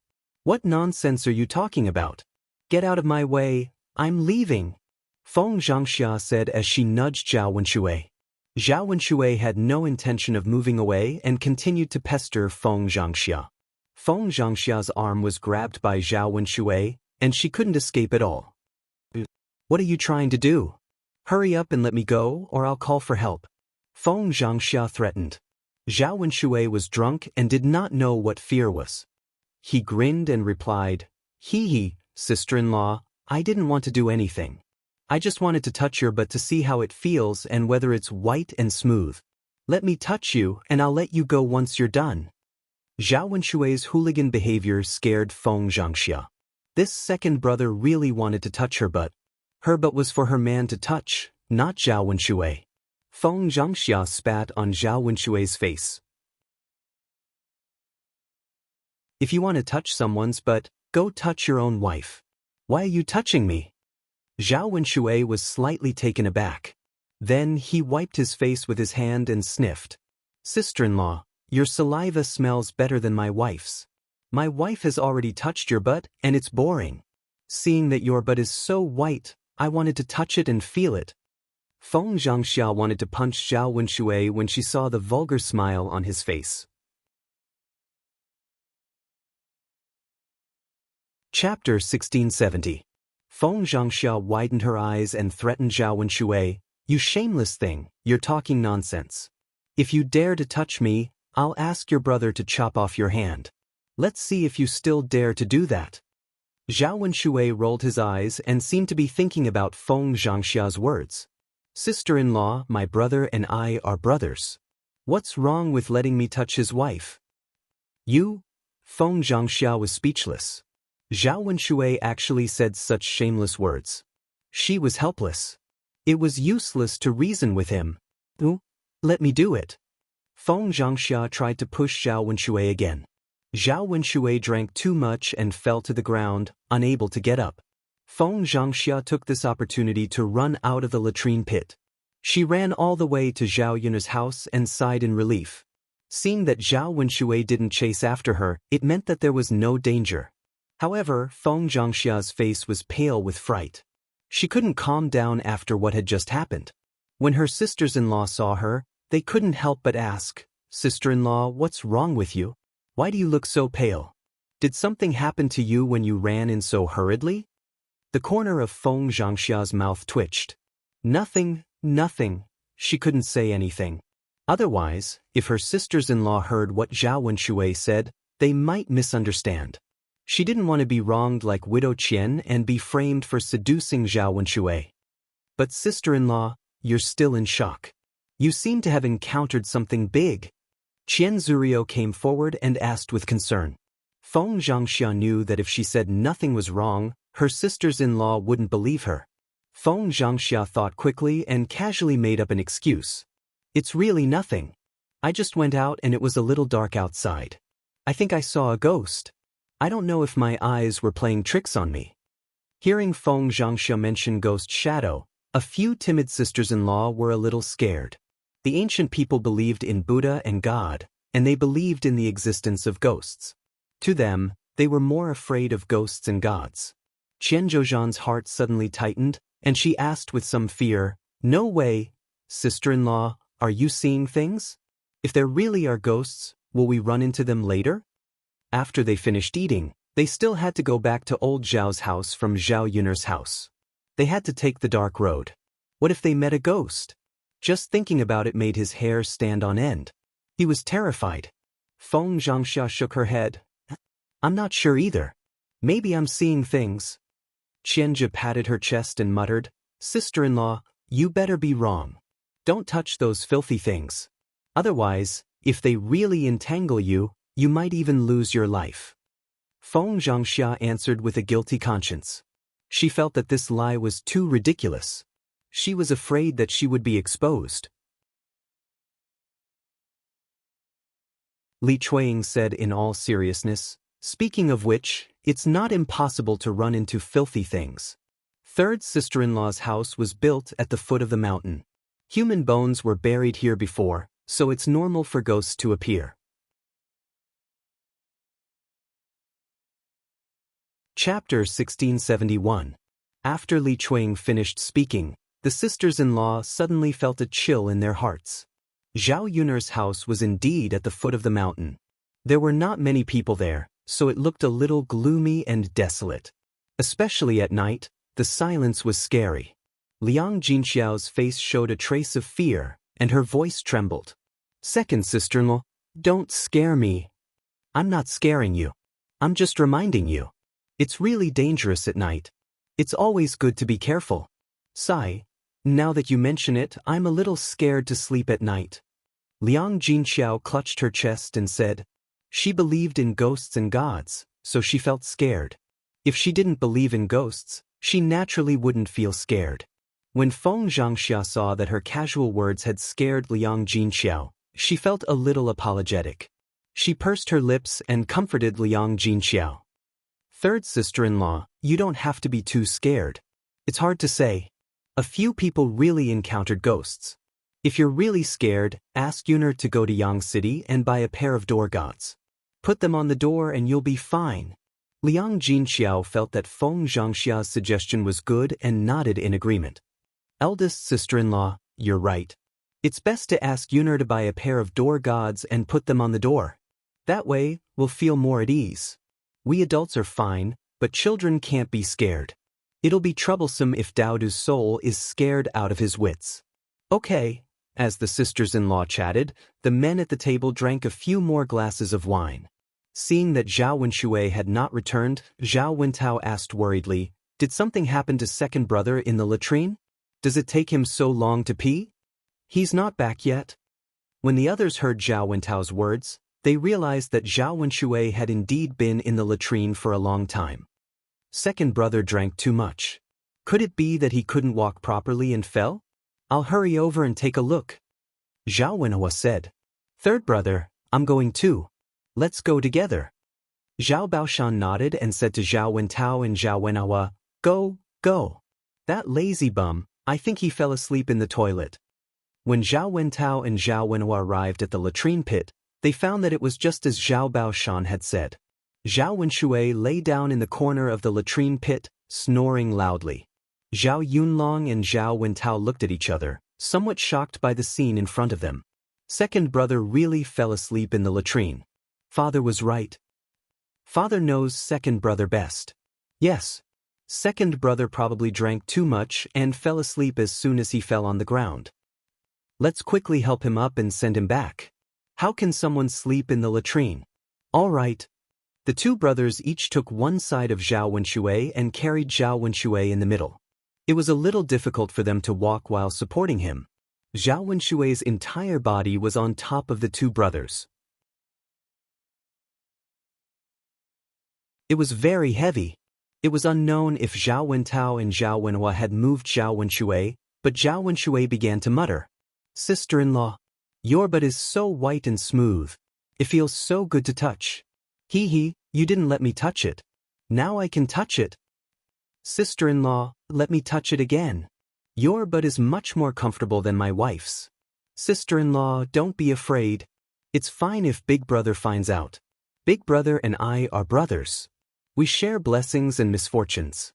What's wrong with letting me touch his wife's butt? Sister-in-law.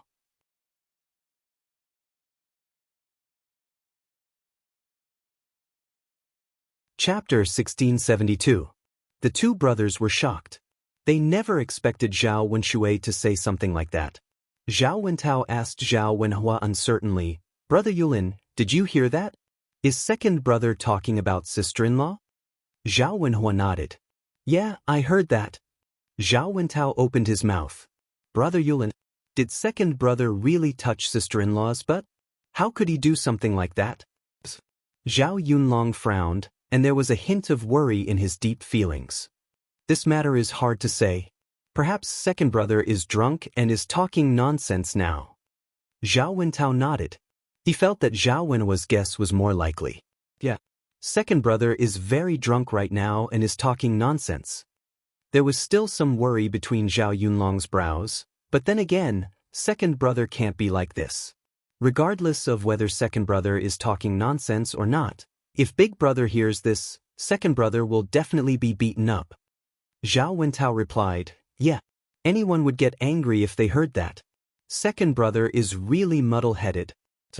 Let's hurry up and wake second brother up. Otherwise, if big brother hears him spouting nonsense again, our family will be in trouble tonight. Yeah, we have to wake second brother up. The two brothers quickly patted Zhao Wenshui's cheeks. Second brother, wake up.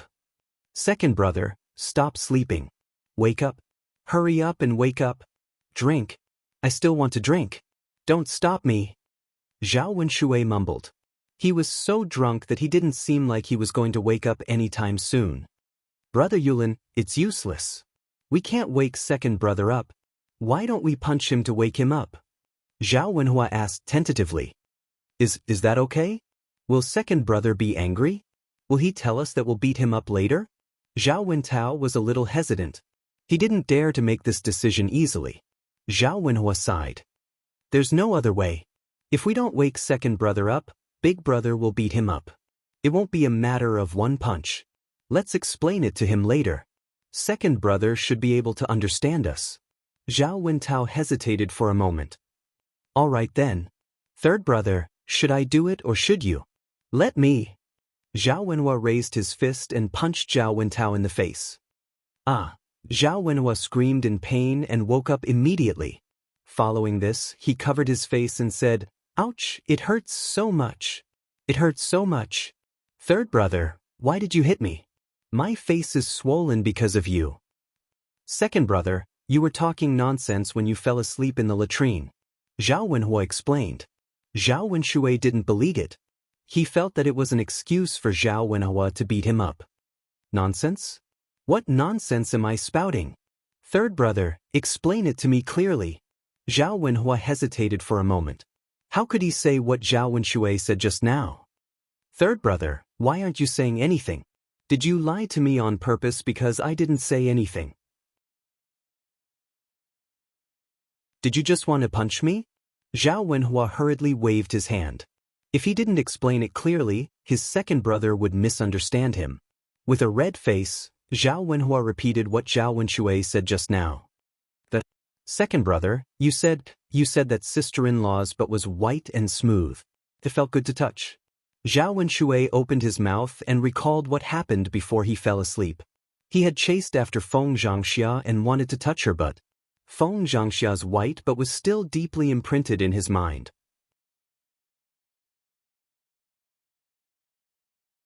Chapter 1673.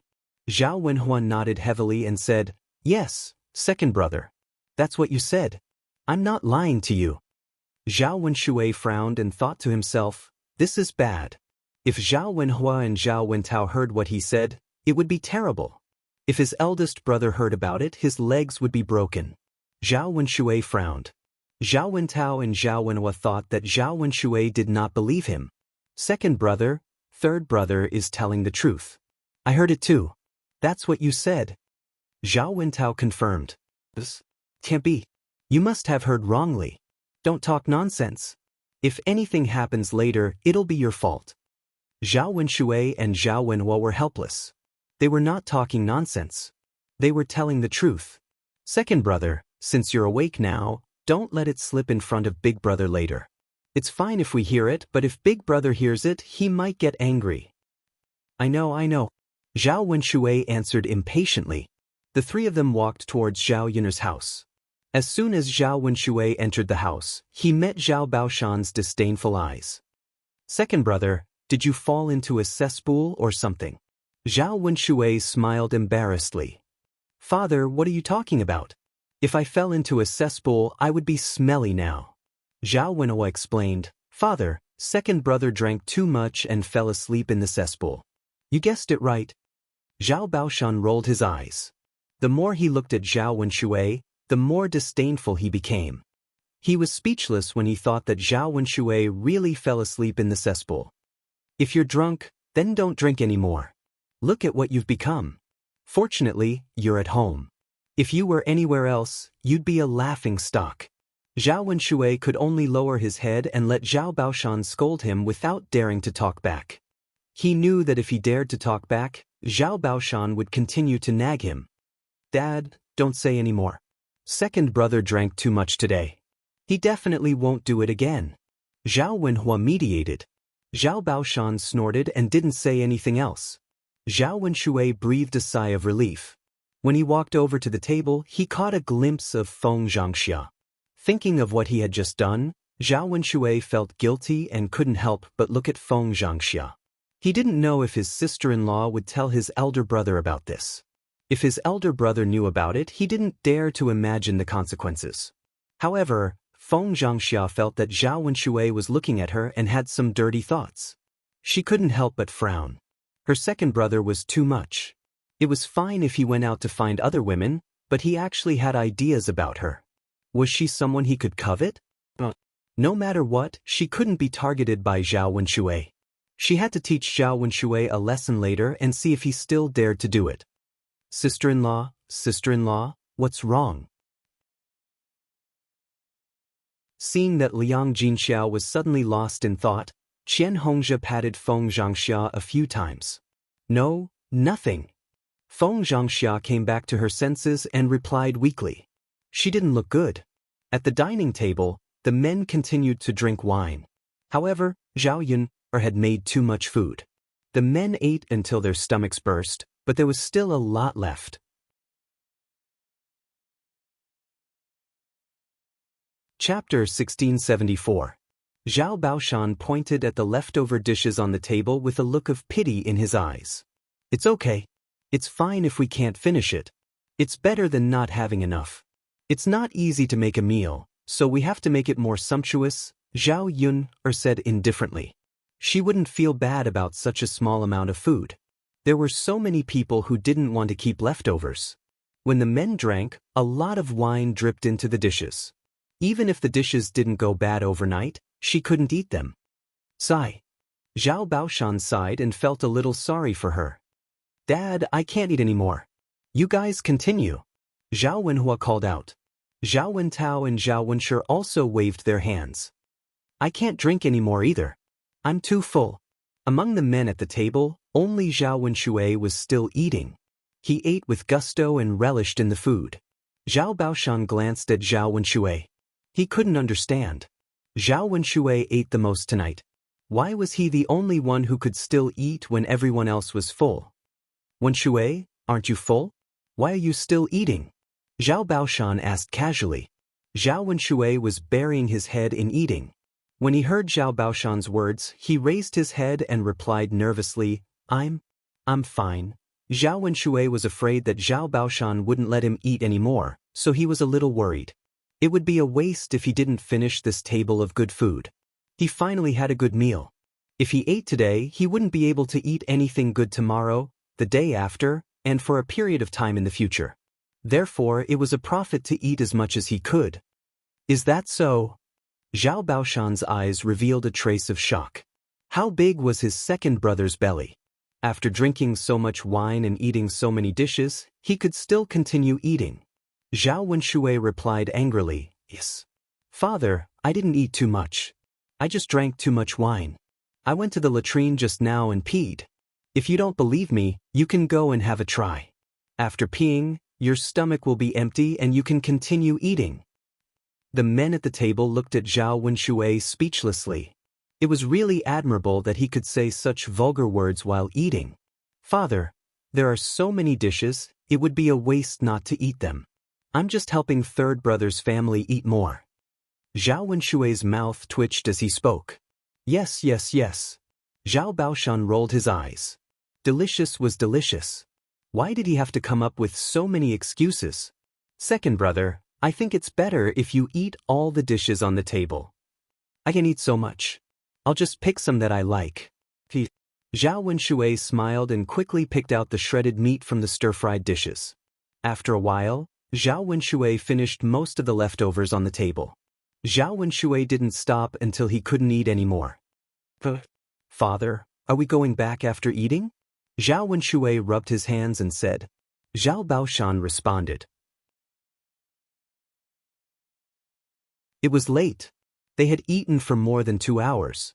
It was completely dark outside. "Let's go. Third brother and the others have to rest well tonight. They're tired from moving." "Father, take care. It's dark at night and you can't see the road clearly. Help each other." "Got it." Old Zhao's family said and left Zhao Yun's house one after another. After these people left, the house fell into silence.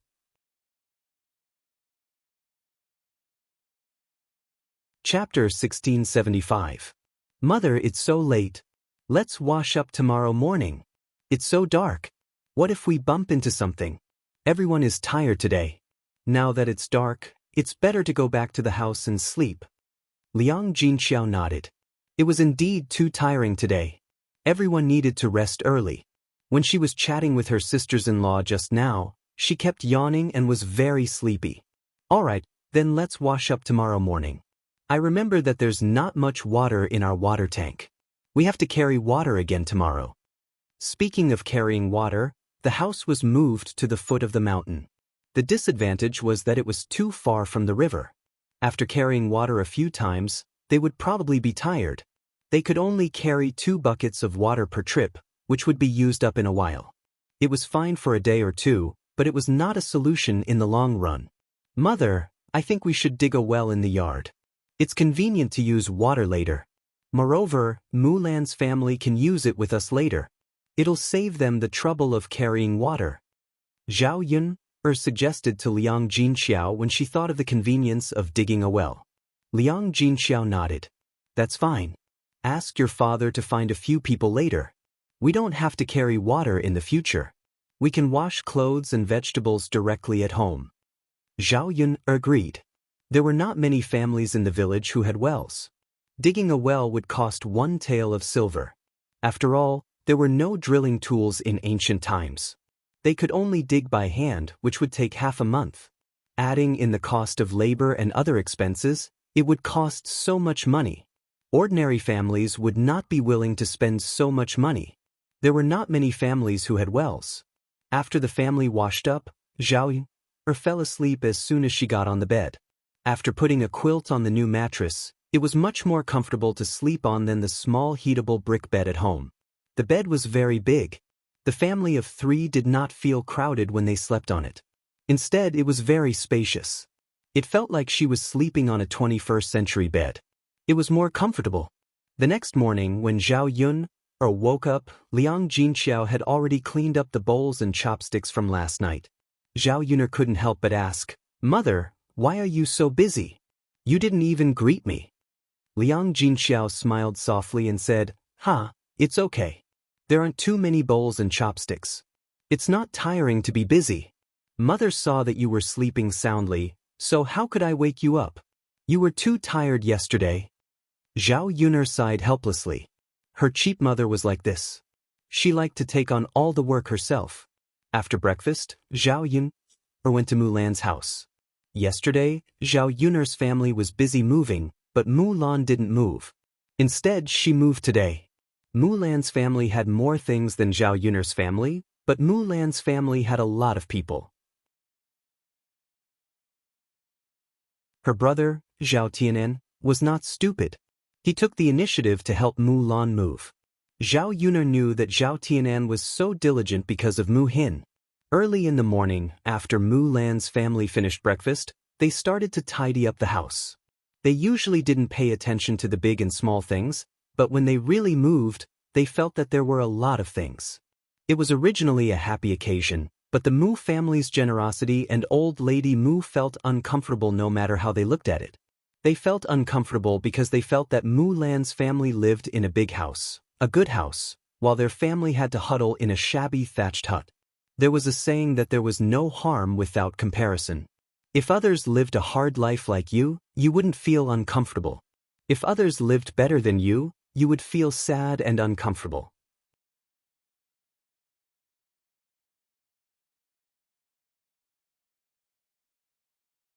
Chapter 1676. If you knew, you wouldn't have split up in the first place.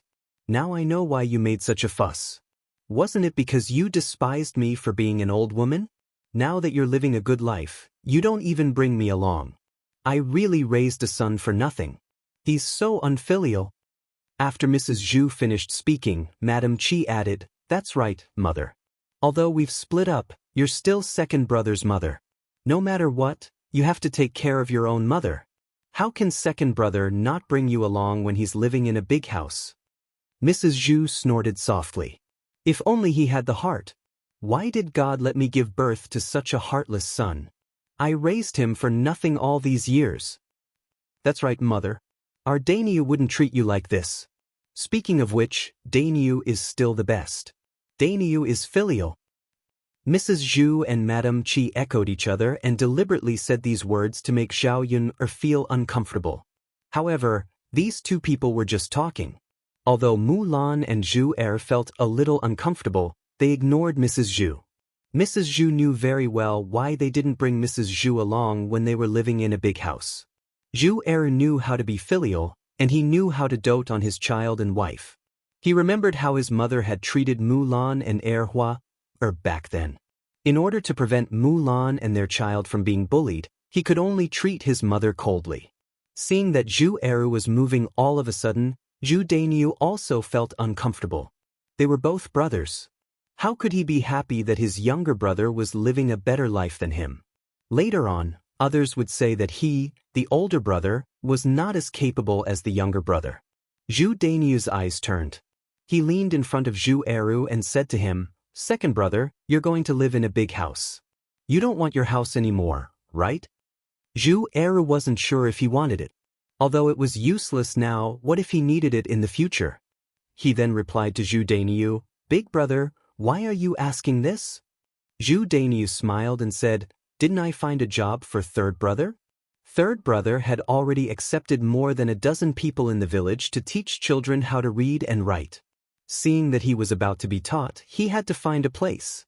The other houses are all occupied.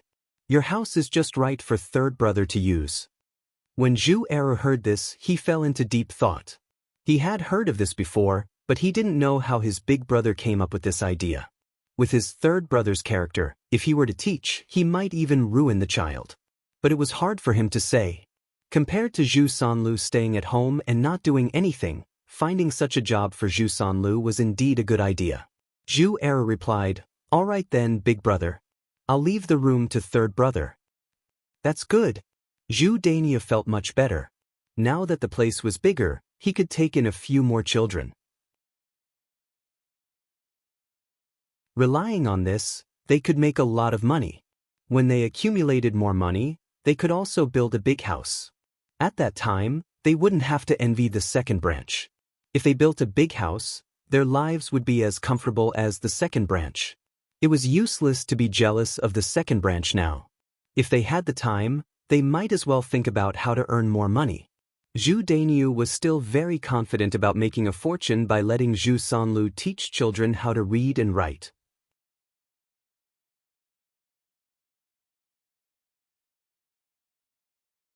Chapter 1677. When it was close to noon, Mulan's family had finally finished moving and were preparing to rest and prepare some food for a good meal.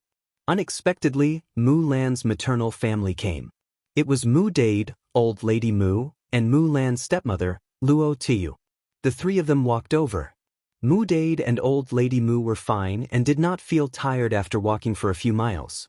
However, Luo Tsuyu was fat and could not stand the torment. When she reached Mulan's house, she was so tired that she could barely breathe. When Old Lady Mu reached the family Zhu's courtyard, she shouted at the top of her lungs, "Las Lan, come out! Come out!" Mu Lan came out of the house with a frown. She was about to tidy up some small things in the kitchen and move them to the new house when the Mu family came.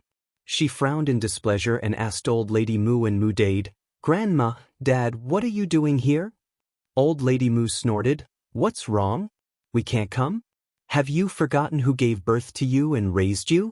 Why are you complaining when your maternal family comes?" Mulan's mouth twitched. "Why are you here for no reason? Why didn't you come here before?" Needless to say, they must be up to no good. The past is the past. The present is the present. What's wrong with coming here now? Lass, how can you say that? You're so infuriating. Old Lady Mu spat on the ground and glared at Mulan. Mulan rolled her eyes and said mildly, "Grandma, Dad, just tell me what you're here for. You don't have to beat around the bush." Mu Dade smiled embarrassedly. "Laslan, it's really nothing. Your grandma just wanted to see how you're doing now." Mu Dade's smile was filled with guilt and he did not dare to look into Mulan's eyes. Old Lady Mu put her hands on her hips and said, "Yes, we're here to see how you're doing now.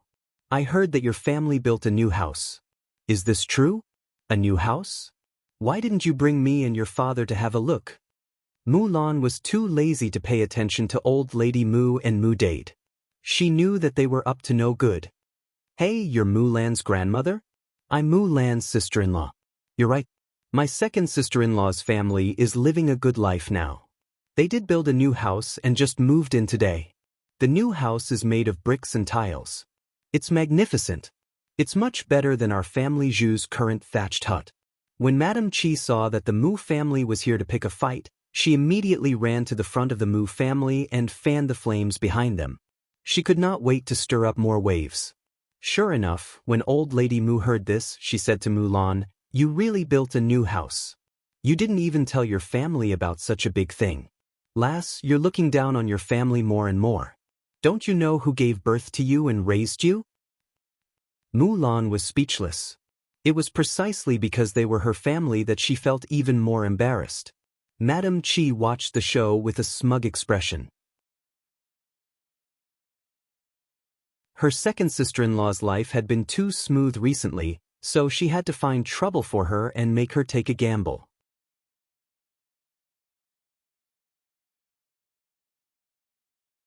Chapter 1678.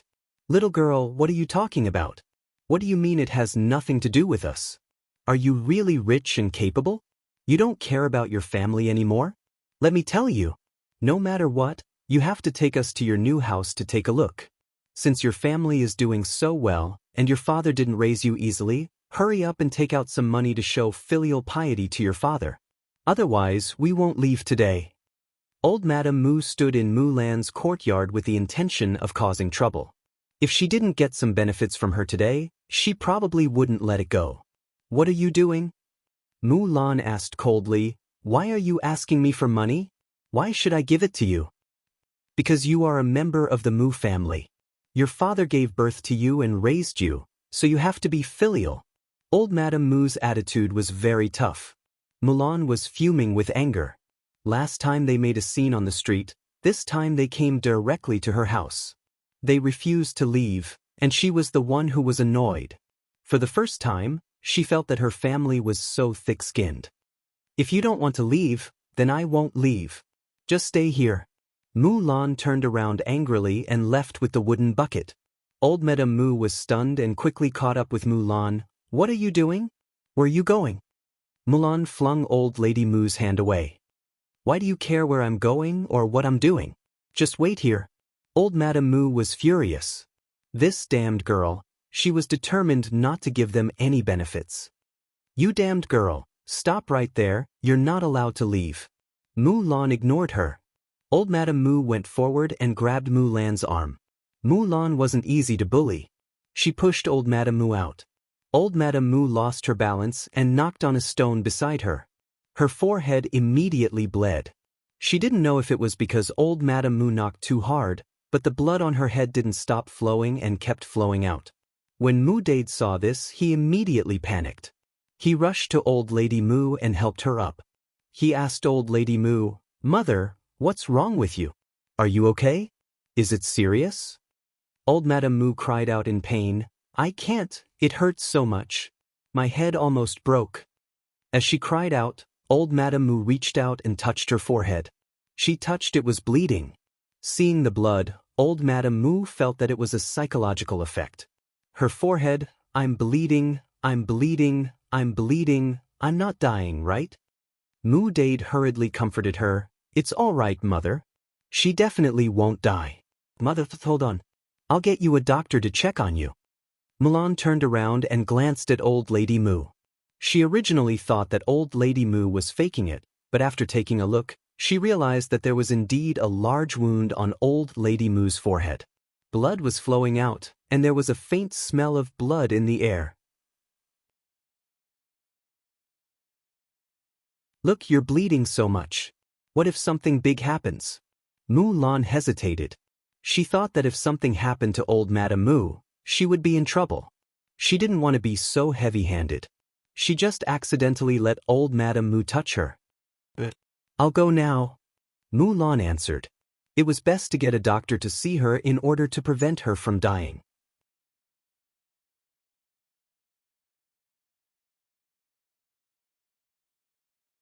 Chapter 1679. Old Lady Mu muttered, "How would I know that this damned girl would be so ruthless? She actually hit me. She's really angering me to death." AI. "Mother, there's no point in saying this now. Your head needs to be treated quickly. You've lost so much blood all of a sudden, your body will definitely be very weak when you return. You have to properly recuperate when you get home. Otherwise, your blood won't come back up," Mu Dade said with concern. No matter how bad Old Lady Mu was, she was still his mother. Luo Tsueyu, who had been watching from the side, rolled her eyes as if she had thought of something. She ran over to Old Lady Mu and pretended to be concerned as she asked, "Mother, how are you? Does it hurt a lot? Didn't you see such a big wound? Of course it hurts. I'll hit you, you'll know once you try." Luo Tsueyu gave a fawning smile. "Mother, I don't have any other intentions, I'm just concerned about you." "Mother, you're too pitiful.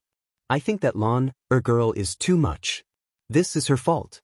How can a junior hit an elder like this?" "That's right.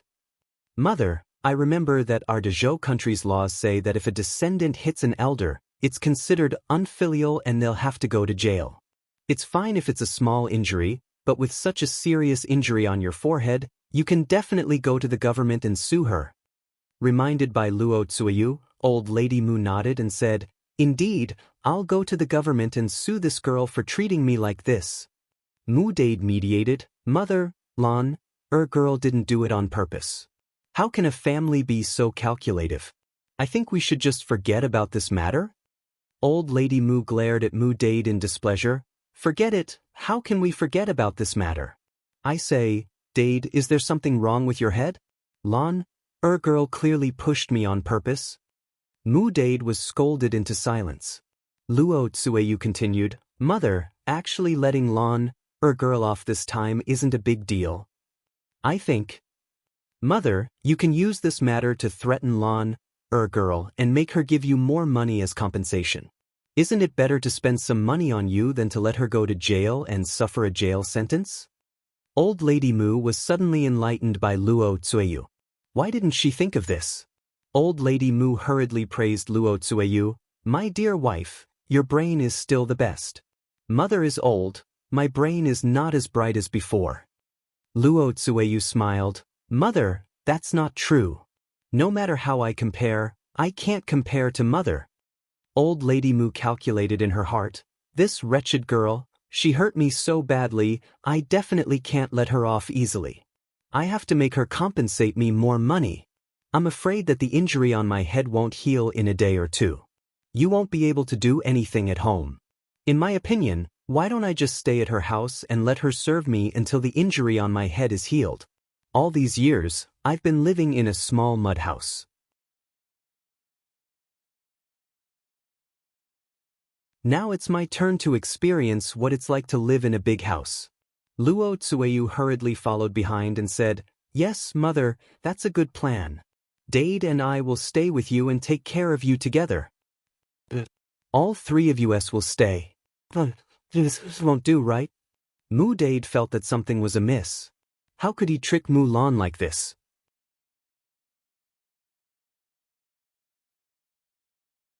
Chapter 1680. Mother. Mu Dade didn't know what to say. His mother was used to being domineering, so he basically listened to her in everything. "Oh, Dade, don't say anymore. I'll make my own decision. After all, I'm the one who got hurt." Luo Tsueyu wiped her mouth and said, "Sigh." Mu Dade had no choice but to stop talking. After a while, Mulan brought Dr. Sun over. "Dr. Sun, this is my grandmother. Please take a look at her." Dr. Sun nodded and said, "Okay." With that, Dr. Sun squatted in front of old lady Mu and checked her wound. "This injury isn't light, but fortunately, it's just a little bit of blood. It's not a big deal. You just need to recuperate and eat something to replenish your blood."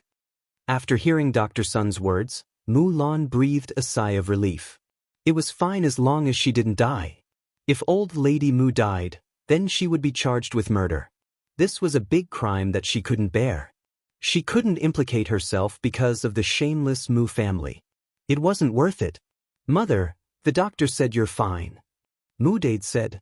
Old lady Mu held her forehead and pretended to be in pain. "Fine? How can I be fine? My head hurts a lot now. I'm telling you, you have to be responsible for what happened today. Otherwise, I'll go to the government and sue you for being unfilial and let you go to jail."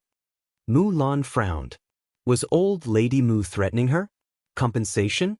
What kind of compensation do you want? Mulan asked unhappily. Old lady Mu rolled her eyes. "I'm injured like this today. You have to compensate me with at least 10 taels of silver, right? I'll be staying at your house for a while. You should buy more food to replenish my blood and nourish my body." Mulan was furious when she heard old lady Mu's words. 10 taels of silver? Why don't you go and rob? You'd be faster if you did. You want to extort so much money from me? Are you asking for too much? Old lady Mu was once again angered by Mulan. She angrily pointed at Mulan and said, "You refuse a toast only to be forced to drink a forfeit. If you don't give me the money, I'll go to the government office to sue you. You'll suffer later." Mulan smirked. "Grandma, go ahead and sue me. Anyway, I can't take out so much money. Even if you force me to death, I can't take it out. Why don't I go to jail?" Old lady Mu was so angry that she couldn't speak. She originally wanted to use this to threaten Mulan, but Mulan didn't seem to care at all. So what was there to threaten?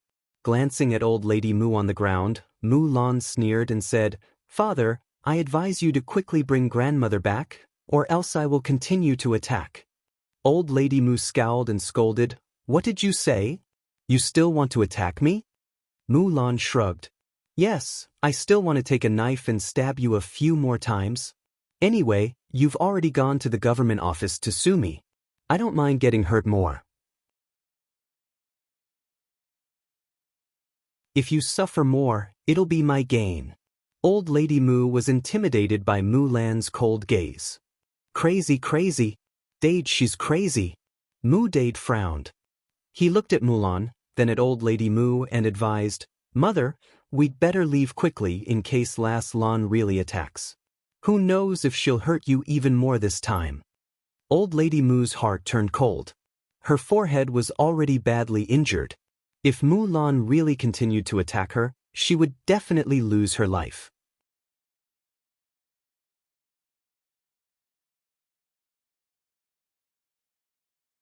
Chapter 1681. Old lady Mu tugged at Mu Dade and said, "Go, go, go. Hurry up and take me away." Hey mother. Mu Dade said as he helped old lady Mu up from the ground. Luo Zuiyu also thought that Mu Lan had gone crazy. It was possible to discuss some things with normal people, but there was no room for discussion with a crazy person. What was the point of sacrificing their lives for a bit of money? Mu Lan's eyes flashed coldly as she watched the three of them flee in a fluster. Some people really couldn't be courteous with. The more courteous they were, the more insatiable they would be.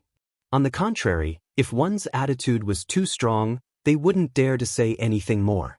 However, although the Mu family had left, the worry in Mu Lan's heart did not dissipate. She always felt that the Mu family was not so easy to deal with and might come back again. At that time, it would be another troublesome matter. Sigh. Mu Lan sighed, not knowing what to say. Mu Lan carried the wooden bucket somewhat dejectedly and continued to walk towards her big house. Fortunately, Mu Hin was not around, otherwise he would be worried with her. When old Madame Zhu saw Mu Lan's fierce behavior, she couldn't help but be speechless. Wasn't this Mu Lan too lawless? She could even do this to her own grandmother. Seeing old lady Mu's bleeding head, Mrs. Zhu was frightened. Thinking about how she usually spoke to Mu Lan like that, Mu Lan was still polite to her. Otherwise, wouldn't she end up like old lady Mu and end up in such a miserable state? How did our old Zhao family marry such a shrewish daughter-in-law? We are so unlucky, I'm so angry. Will she kill me one day too?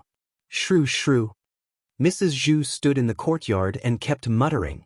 Madame Qi went up to Mrs. Zhu and said to Mrs. Zhu, "Mother, isn't that so? Second sister-in-law is too scary. Look at how ruthless she is. That woman is crazy. Sigh, it seems that I shouldn't provoke her, lest I get beaten up so badly." Thinking of old lady Mu's bloody head, Mrs. Zhu shuddered. On the other hand, Ma Xiaofeng was getting better after resting at home for a while. She was able to get up and walk around. Ma Xiaofeng stayed at home for a whole morning. Seeing that Ma Xiaoyu hadn't come back yet, she was a little anxious and went out to look for her. Something must have happened since she hadn't been home for such a long time. She only had one brother, so she could not let anything happen to Ma Xiaoyu. On the way out to look for Ma Xiaoyu, he happened to bump into the Mu family. Old lady Mu kept on scolding along the way. "I say, babe, look at your two good daughters. Mu Lan is an unfilial one. Not only did she not give me money, she even hit me. Mu Xian is also disobedient. Everyone says that the parents' orders are the words of the matchmaker. She has to marry whoever she is arranged to marry." Mu Dade lowered his head and said, "Sigh, mother, don't say any more." Lungtha and Xianxia had no choice. Old lady Mu glared at Mu Dade. "You only know how to speak up for those two wretched girls. Dade, aren't you worried about mother? Look at the wound on my head. It's so infuriating." Luo Zuiyu agreed, "That's right, mother. I think Mu Lan is too much. She doesn't care about mother at all. We came here for nothing this time. We worked ourselves to death and walked a few miles to get here, but we didn't get anything."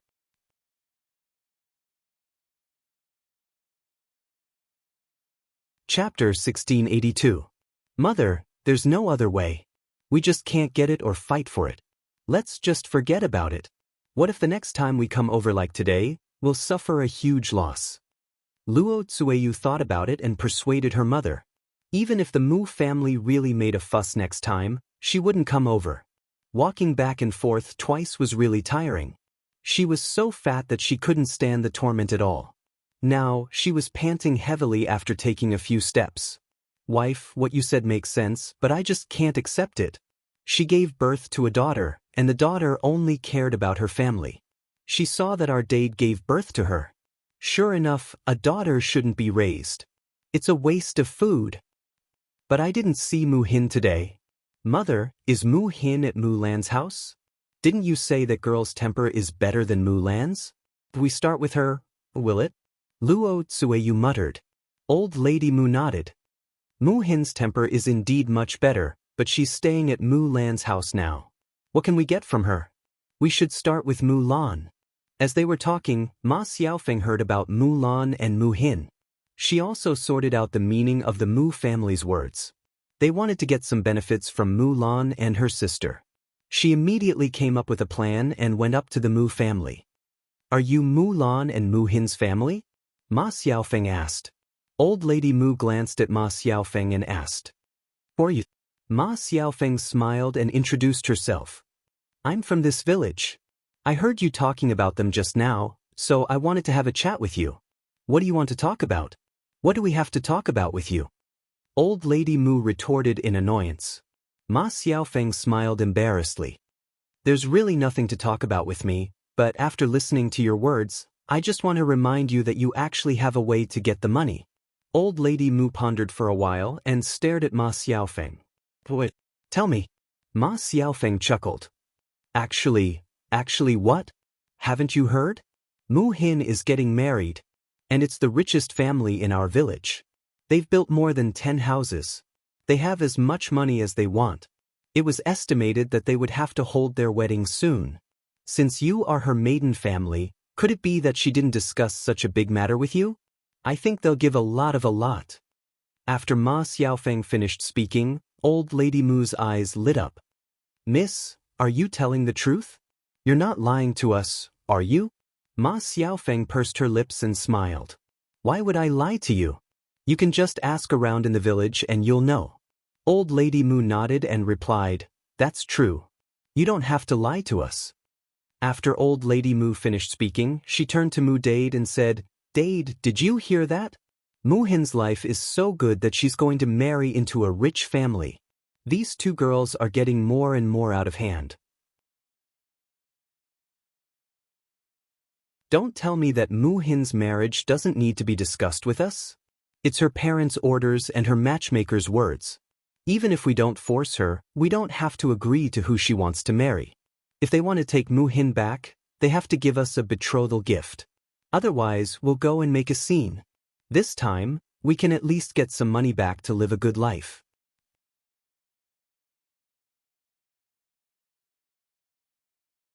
Chapter 1683. Mu Dade felt a little guilty towards Mu Hin after what happened last time. Now that Mu Hin had finally found a good family to marry, how could he have the nerve to continue causing trouble? Old Lady Mu did not think so. "What's wrong with this? This is how it should be. Dade, you're Mu Hin's daughter. When your daughter gets married, shouldn't the groom discuss it with you? If the betrothal gifts aren't for you, are they going to be sent to Mu Lan? That wretched girl will benefit for nothing." Mu Dade frowned. He still felt that something was wrong. "Mother, all right, I'll decide on this matter. Don't say anything else. In any case, we can't let those two girls benefit." Old Lady Mu said angrily. Today, she had a big cut on her forehead. She had to heal it no matter what. "Mother, if we really want to decide on this matter, let's go back today first. Your head injury is so serious. It's not good for us to go to someone's house. We'll come over and discuss it with the groom another day. What do you think?"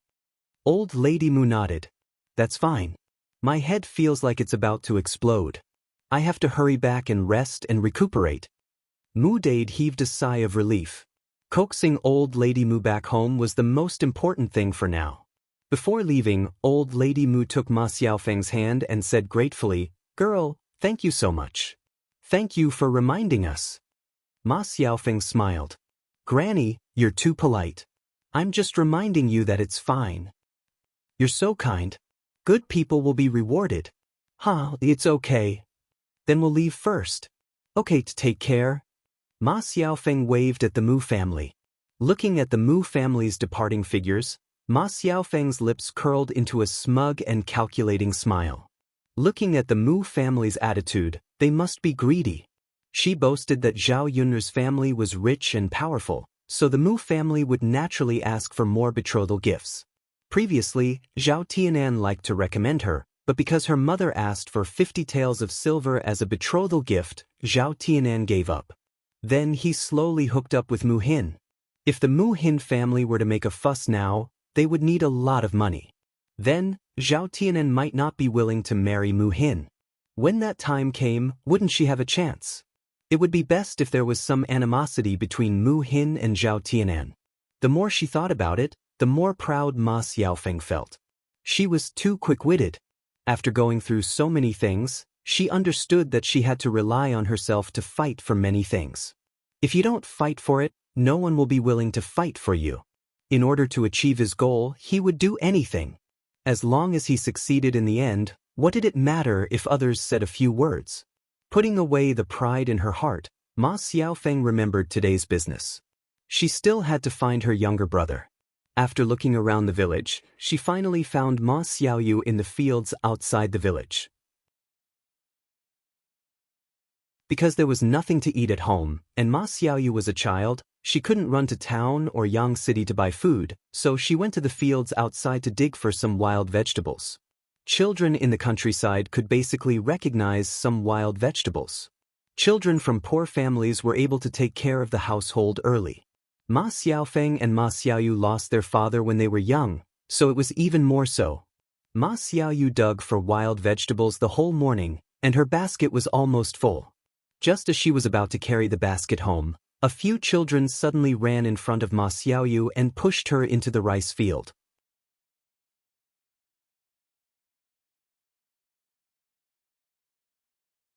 Chapter 1684. Her face and hair were also covered in mud.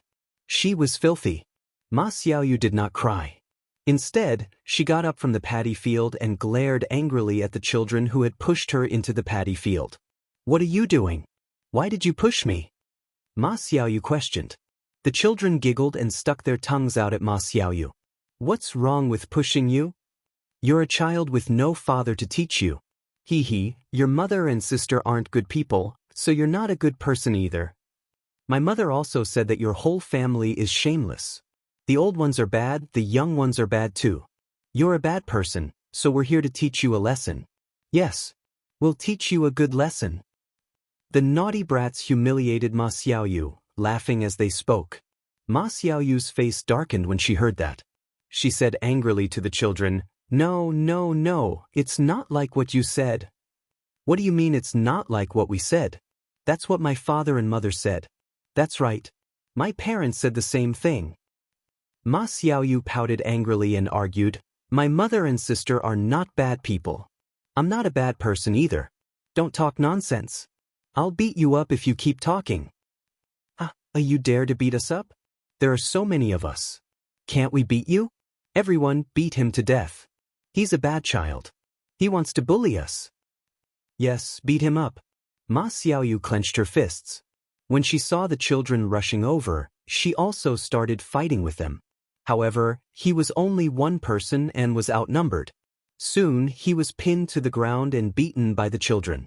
When Ma Xiaofeng went over, she happened to see Ma Xiaoyu being beaten up. Seeing that Ma Xiaoyu's face was bruised and swollen, Ma Xiaofeng's heart tightened. She rushed over and pushed away the children who were surrounding Ma Xiaoyu. "What are you doing? Who told you to be so cruel at such a young age? Go back and look for your parents." Ma Xiaofeng reprimanded angrily. However, the children were used to being naughty. How could they be afraid of Ma Xiaofeng's threat? "So be it. We didn't hit the wrong person. Your whole family is bad people, so it's only right to beat you up. Yes, you should be her. My mother said that your family likes to seduce men. You shouldn't have stayed in the village." When Ma Xiaofeng heard this, she couldn't control her anger. "How dare you scold others and spout nonsense? If your parents don't educate you, I will help them educate you." As Ma Xiaofeng spoke, she rolled up her sleeves and prepared to beat him up. The kids were smart. They knew that Ma Xiaofeng was bigger than them, so they probably couldn't beat her. They all ran away like a gust of wind. Ma Xiaofeng couldn't catch up with them. After a while, the children who bullied Ma Xiaofeng ran away. Ma Xiaofeng didn't chase after them. However, she couldn't get rid of the anger in her heart. Thinking of the children's words, Ma Xiaofeng knew that the villagers were still talking behind their backs about what had happened to their family, especially the gossipy women. They liked to talk about other people's faults and made fun of them. Their family wouldn't be able to raise their heads in the village. Ma Xiaofeng felt like there was something pressing down on her heart. She felt like she couldn't breathe.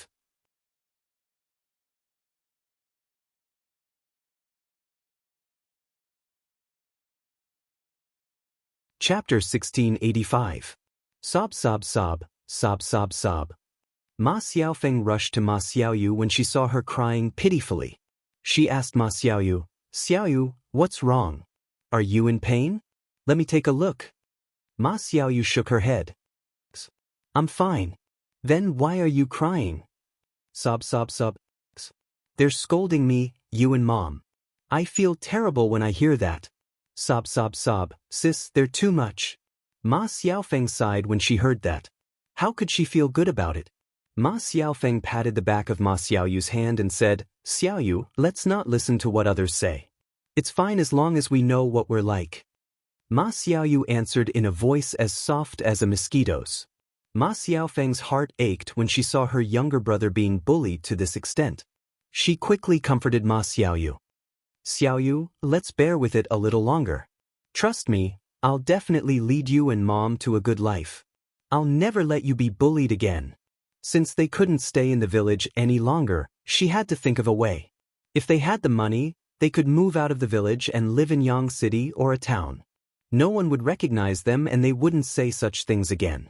She was fine with it, mainly because she couldn't accept it when she saw others bullying Ma Xiaofeng and her younger brother.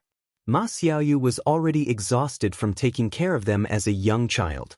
Now, she had to endure the bullying and scolding of the other children in the village. Sob, sob, sob. Ma Xiaoyu sobbed and wiped away the tears at the corners of her eyes. She looked very sad. Ma Xiaofeng tugged at Ma Xiaoyu's hand and said, All right, Xiaoyu, let's go. Let's go home. You're injured. I'll treat it for you. Also, your clothes are dirty. You'll have to change quickly. Ma Xiaoyu answered and tidied up the wild vegetables that she had dug. Ma Xiaofeng sighed. Although she wasn't the one who was injured this time, she felt even sadder. Mulan went to the house on the mountain. Seeing Mulan in a daze, Zhao Yun went up to her and asked with concern, Sister-in-law Mulan, what's wrong? Mulan was slightly stunned. She snapped back to her senses and pursed her lips. It's nothing. It's obvious that you're lying. How can you say that it's nothing? Zhao Yun glanced at Mu. She knew that when she was a liar, she would always blink her eyes listlessly. But Mulan sighed and told him what had happened earlier. When Zhao Yun heard that, she was very angry. The Mu family, what they doing? She was they now they, now, question mark.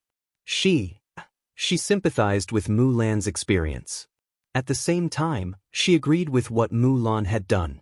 Those people had to be taught a lesson when they came to cause trouble.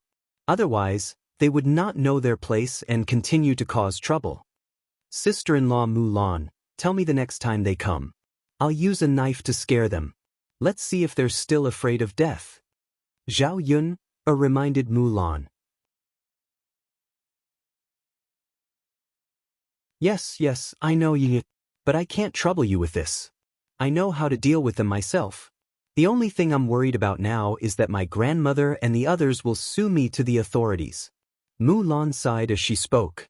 There was a trace of worry between her brows.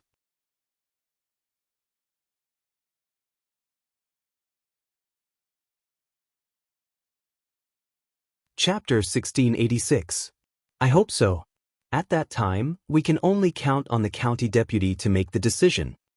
But after Mulan's family moved, they began to prepare lunch. There were several rooms in the new house. The family lived in a very spacious house, much better than the previous one. Mulan and Zhu Eru shared a room, the children shared a room, Mu Hin shared a room, and there was also a living room. A kitchen. The foundation was very large. They could open up a vegetable garden in the front yard or the back of the mountain. When they planted some vegetables, it would be much more convenient for the family to cook. The only inconvenient thing now was to get water.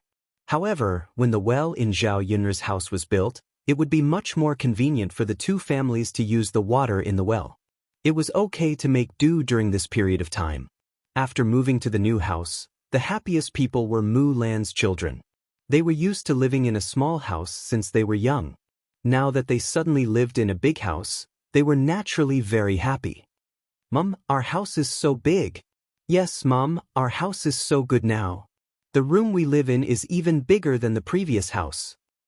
Mom, the house is so bright. It looks so good. Mom, our new house is so great. The bed is so big and comfortable. I like the new house so much. Seeing the happy faces of Dehua and Erhua, the sadness on Mulan's face faded a little. She smiled and said to Dehua, Erhua and San it's good that you like it. In the future, our family will live in this big house. I'm good. After lunch, we will pick some wildflowers back and decorate the house. Dehua said excitedly. Children liked flowers, especially Dehua and Erhua. Mulan smiled and nodded. Okay, then you go and pick them. But be careful. Don't get into trouble. Got it, Mum. Mulan smiled and moved the vegetables out of the house. For lunch, she prepared cold cucumber, braised eggplant and green pepper fried rice. In addition, she hadn't finished the salted meat that she learned from Zhao Yun. Usually, she couldn't bear to eat it. These things wouldn't spoil easily if they were placed in a cool place in the house. Therefore, there were still quite a few left. Mulan cut off a large piece of meat and prepared to stir-fry it with the garlic moss. It would taste even more fragrant and delicious. When moving today, Zhao Yuner and Zhao Tianan both helped a lot. Mulan said to Zhao Yuner and Zhao Tianan, Tianan, you must be tired from helping me move today. Why don't you have lunch at my house? I'll cook a few more dishes. Don't refuse. Zhao Yuner said with a smile, Sister Mulan, I won't stand on ceremony with you, but I can't have lunch at your house today. I have to go back to cook. If you want to stay for lunch, just ask my brother, Tianan, to stay. Mulan didn't argue. She knew that Zhao Yuner's meals were basically prepared by Zhao Yuner, so she nodded and said, Okay, then you go back to work. Let Tianan stay for lunch. Okay. At this time, Zhao Tianan and Mu Hin were together. Although the house was built, Mulan's yard wasn't ready. Mulan didn't plan to use bricks to fence it. Bricks were more expensive, and their family didn't have that much money. It was more practical to save the money to buy more food for the children. As for the yard wall, they might as well use a little fence to prevent small animals from entering.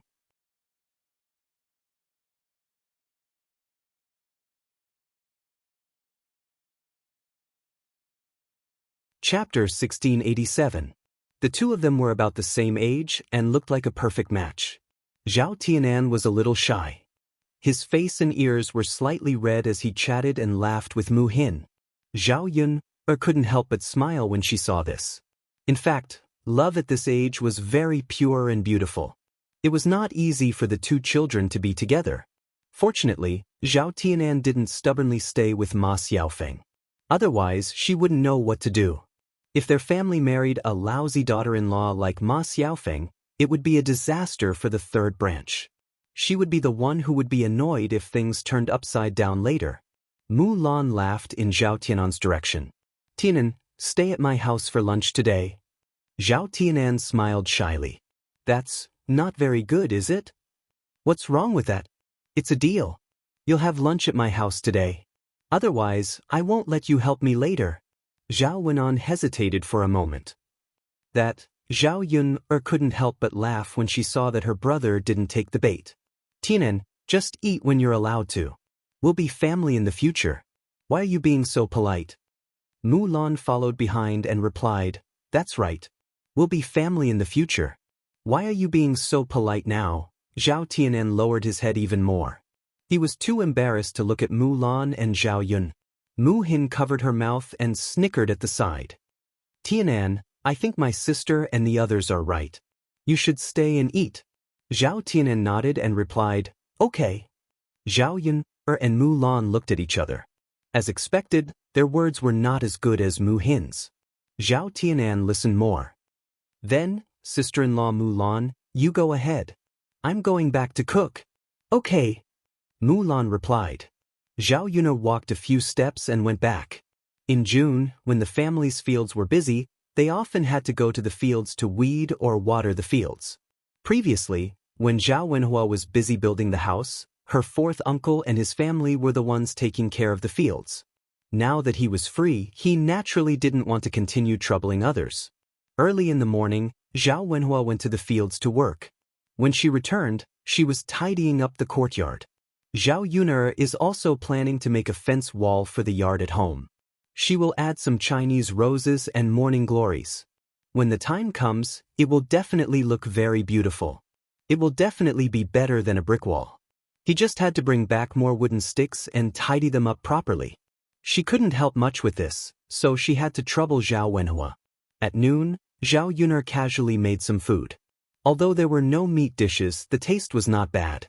The family ate very comfortably.